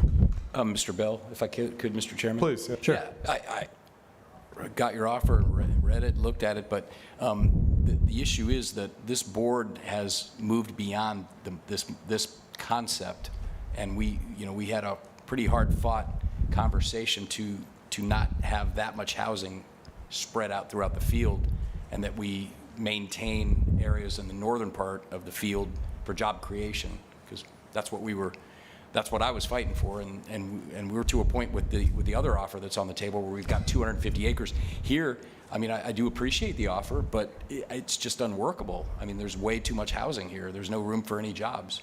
And I mean, for my vote, it's just a non-starter. Okay, I appreciate that. I do believe there is room for jobs, respectfully, Commissioner. So the 90 acres that's on the east side of the property, there is plenty of jobs that can be put in those 90 acres. And again, this is a template where I wasn't even allowed to enter into negotiations with you until we had a legitimate developer that was wanting to invest with us. So Sure. I'm happy to take this template, go back to the investors that we're working with. And just so you know, I've been working on this for a year. So there are many restaurants and entertainment people that I've had conversations with. There are friends of mine who have relationships with Fortune 500 companies that I would love to continue those conversations. But as long as we aren't under contract, I can't officially enter into those negotiations. So my eye is on the ball of jobs, and my goal would be thousands of jobs. Well, and that's what we want, but we need acres to create jobs, and you've got 18 acres for commercial, only 92 for commerce, and then the rest of it's low-density residential, multifamily, or farms and open space. We all like farms and open space, but we need a minimum of 250 acres for us to control, to get a Triumph Gulf Coast grant, to create high-paying jobs. Now, we can have commercial amenities. I'd love a restaurant. Believe me, I live right across the street, literally, from this field, and I've lived there for 20 years. We don't have one full-service restaurant. Beulah Land Barbecue is great. It's been gone a long time. I'm talking about a full-service restaurant where you can get a steak and a glass of wine. We don't have one. I'm happy to bring it. Yeah, well, you got to bring a better offer first.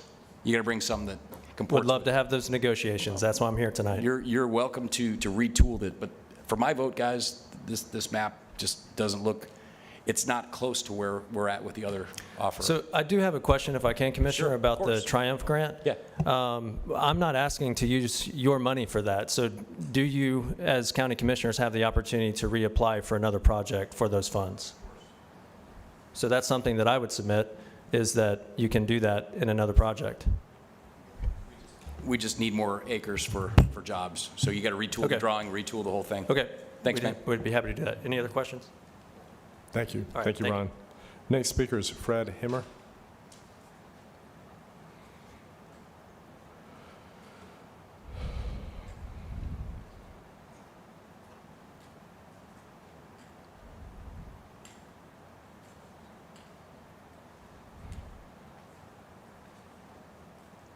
No, Fred Hemmer, 207 East Intendencia Street. As you can see, I brought Will Dunaway with me tonight, and I think I spoke enough this morning at the agenda review, and I'm going to let Will earn his keep here. Has he been on the clock for our whole long meeting tonight? No. I'm just kidding. You could afford it, Fred. Will. Yeah, that's fine. Go ahead. Thank you, Mr. Chairman, and I did fill out a speaker request. Will Dunaway, representing the Mr. Hemmer and his entity. Commissioner Burgash, I appreciate what you said. I want to, and I know you know this, and I know all the commissioners know this, but Mr. Hemmer has been listening and he has been responding to your request.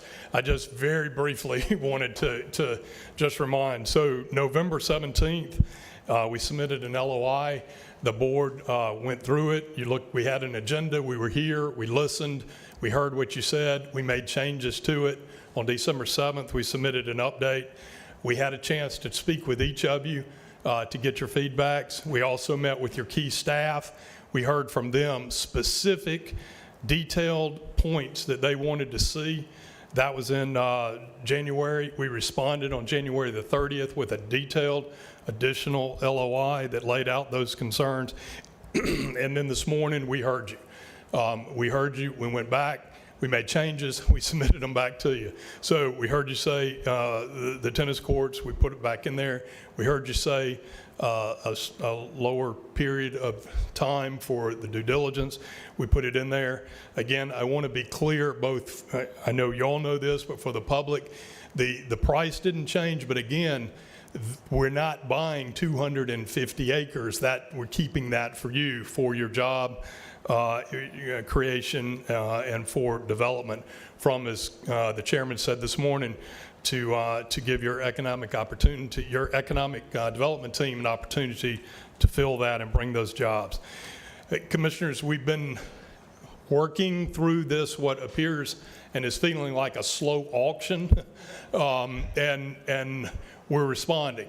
But we're trying to get a deal. We're trying to be a good faith partner in this. We're trying to listen to what you say. We do think we have both a quality product before you. We do think we've met what you've asked us to do, and we would encourage you to make a vote, move this forward. We'd love to be and partner with you on this. Thank you. All right. Thank you, Will. Next speaker is David Tiller, or David Tiller. I'm here just to request that Mr. Hammond. All right, thank you. Eric Sharplin.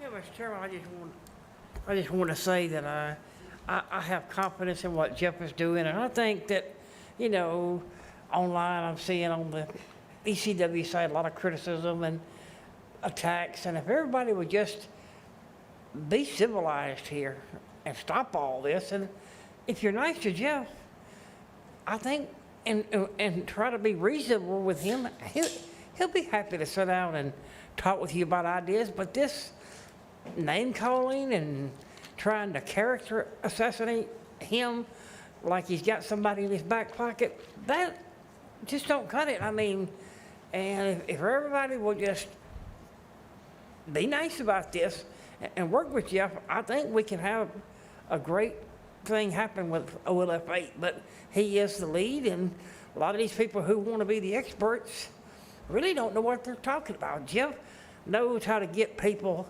to answer questions if he don't understand something. Are they calling me names also, Eric? Yep. They are? Okay. All right. But I was just wondering. Okay. Yep. You're not about the only one that they don't say much about is Lumen. I'm joking. I'm joking, Eric. I'm sorry. Please, Thank you, Mr. please Chairman. continue. I'm joking with you, buddy. All right. Thank you, Eric. Our next speaker is Larry Downs.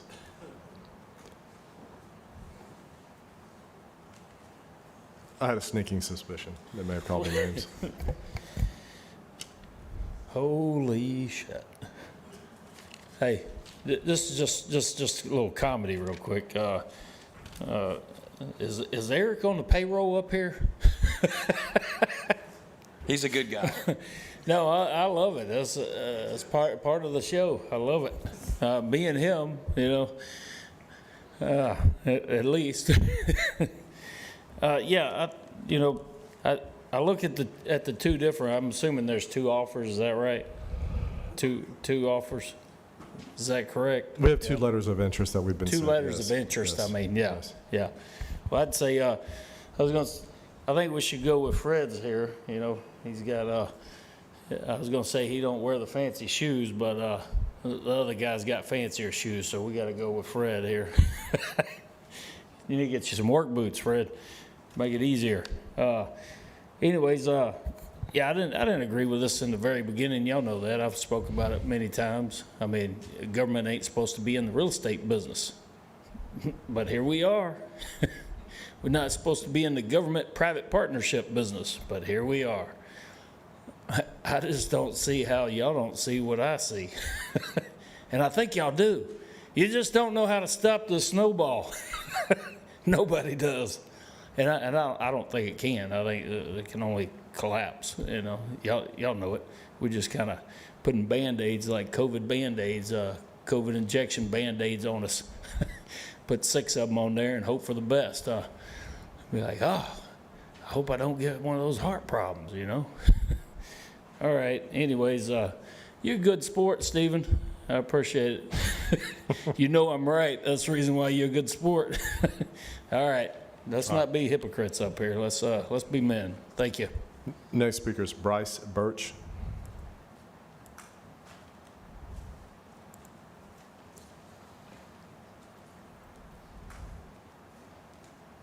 Good evening, guys. evening. Bryce Birch, 3348 Purcell Lane. I appreciate that you like my shoes, Larry. I'm born and raised in this community. I live, work, and worship in this community. I care very deeply for this community. My family's been in this community for generations. We care very much about what happens in Beulah. I live in Beulah, so it's very dear to our heart. I have 4 daughters, 6, 4, 3, 1 years old, so they're stacked pretty hard. They love playgrounds. And we want to make sure that this community is not just something that's going to be here and gone tomorrow. Like, we want to plan for the future generations that are coming.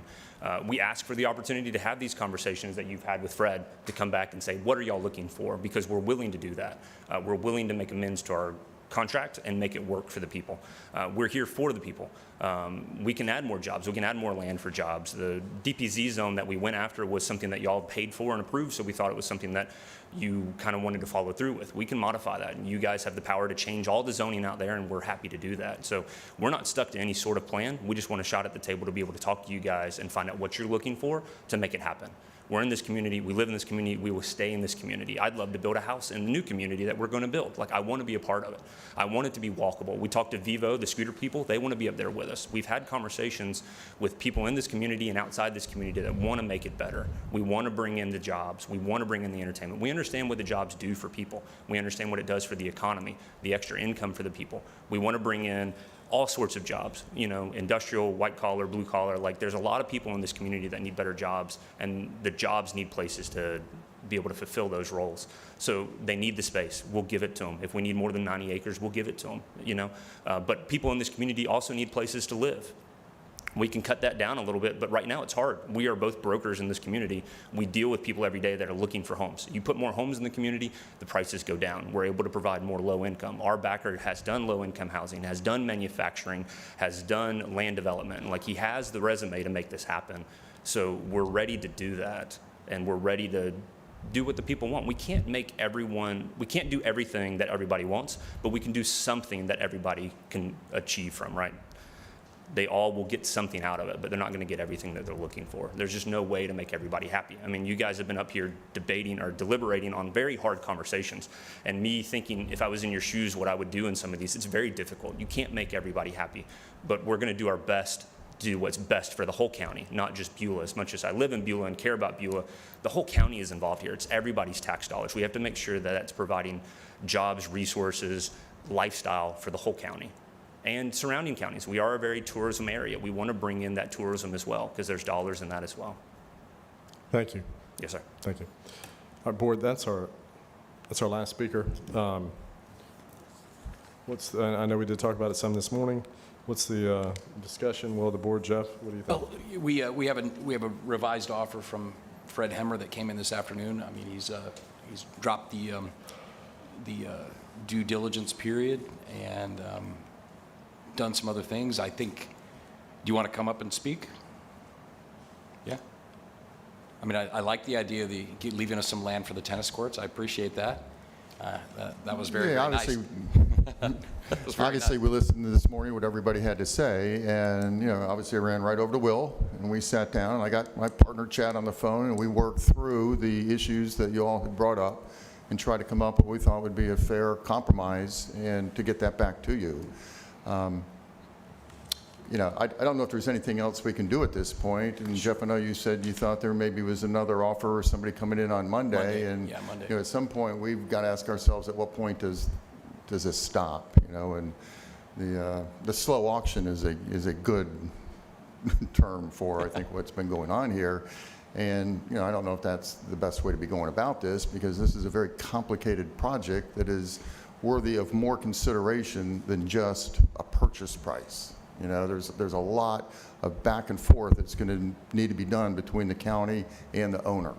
We've done a lot of development, and I think we've shown over the number of months that we've been involved in this, that we've done our homework, that we've tried to take into consideration everything that you all have said.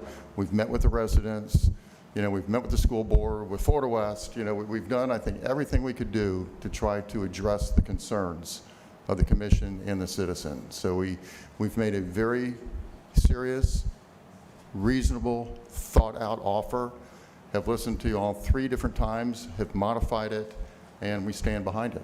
So, I can answer any questions. I'm sorry? Maybe in a second, Fred. If your intent is to ask Allison and Wes to, make an effort to negotiate a contract, I can, I can support that. I mean, that's what we, that's what we attempted to do with Horton, and we just weren't able to, went back and forth a couple times and weren't able to get there. I don't know that we're, there's $25,000 going hard on a $20 million purchase. Yeah, I saw that. That's going to change. That number's going to change. That's not enough of a number. Nope. I mean, just candidly, when you're talking about purchase prices, the non-refundable, the refundable deposit at the beginning, again, as I mentioned this morning, that's not really a factor to me. I don't, I don't really care if they put any money down that's refundable at the beginning. That's not really, the only reason that that's important is, do we have questions about their ability to close the deal if that's where we get to? Do we question their ability to be able to financially close the transaction? I don't. I do think that there's the capacity to close the transaction. A refundable deposit only serves as comfort in their ability to close. That's not my concern. My concern is tying up the property, walking away with the public benefiting nothing from tying it up. That's my concern. Yeah. So, but that's, as it happened with Horton, that can be part of the discussion that each of us have individually with Wes and Allison, and allow them to interact with Fred and Will some and see. That was the motion I was going to make, Stephen, because I think they've shown the good faith, the willingness to listen to us. It's still a lot. I'll just be very honest. I love the changes that you made, but I agree with Stephen. 25 grand going hard is just not enough. But I like the fact the due diligence period went down to 7 months. It's getting lower, and the option for an additional period of time I think is reasonable. And there's a lot of other things, but I think if we pass this over to Wes and Allison, I think they can really round off the rough edges and bring a counteroffer that I think. And if we vote to begin negotiations with them, I don't want that to include what would seem like the acceptance of the terms that they've. Oh, yeah. Okay. No. We've received their letter, and we acknowledge that receipt, and then it's in the ballpark, and let's then allow Wes and Allison to work with the 4 of us currently, and work with Will and Fred, and see if we can actually get to a contract, which would then come back to the board also. That's all. Well, that's the other question. I do have a party that's very serious and interested on Monday. But that's not going to dissuade my vote today. I'm good. I'm good with moving forward to say that let's indicate a negotiation. Let's begin discussing it with them. But if we receive an offer that it's not exclusive, I don't see how I don't see how we could. Okay, so in my opinion, the reason that we moved forward with Horton last year, which, I'm very fond of their local folks, and they're very good people. Very fond of the Breland folks, the principals out of Huntsville, and I thought the product that they had with Town Madison and Cliff Farms, I thought those were very, very strong projects, and envisioning that product being in Beulah, that looked like a good fit. However, it's very difficult to walk away and dismiss an additional $7 million, which they have the capacity to close. There was never a question in Horton's capacity to close, then you think about, well, what happens in the future? How do you, not you personally, just for myself, Yeah. how would I explain walking, moving forward with this project and just dismissing something that was $7 million more to the public, which is what it all is. It's all public's money. So Yeah, yeah. if we enter into this discussion and then, we receive, a letter of interest from ABC Company or DEF LLC, I mean, I think we receive whatever people send. That's And right. until we have a contract, then that's, Bingo. and I don't think that's bad faith. I think that while, they may have other people may have different wants for our behavior, I don't know that anyone could, in good faith, say that they would feel differently if they were in our seats. If we're negotiating, we're negotiating. If we have a contract, we have a contract. We don't have a contract. So. We don't have a contract. Right. Yeah. Well, I appreciate that. Mike, I mean, that's kind of the I direction. kind of like what you're saying there. So that means that the Bell and Mr. Birch and maybe whoever your third party is, we don't know. But I think we need to, I think we do have to set some timeline for the administrator and attorney to work with these folks. So we're not just leaving people like Yeah, Fred on the hook. I agree. Is that 30 days, 60 days? What? I mean, I was, from my recollection, I was pleased with, what did we do with Horton last year? I don't remember. Did we set terms? There was a lot, I think Allison and Wes dealt with them, and they gave us another contract, but we went back and forth twice. Yeah, no, I don't think we did. I think we just indicated that we would ask them to move forward with it, and they moved forward with it. And if you wanted to say that we would hope that maybe we could bring a contract in 30 days, that's okay to say hope. I mean, but, maybe that's a reasonable expectation. I just don't want to say that we'll absolutely have it done. But, yeah, I mean, I think one of the issues with Horton obviously was, especially the contract terms were not being negotiated here. I mean, they were going to Texas Exactly. and the Right. general counsel's office, and that's a part of it. And, we don't necessarily have that here, so that's better. But I think if we just, give them the indication to ask them to actively negotiate, that Wes and Allison can handle that. Yeah. And hope that we bring something back in March, maybe that's reasonable. I think Horton went up $2 million from the morning meeting to the afternoon meeting.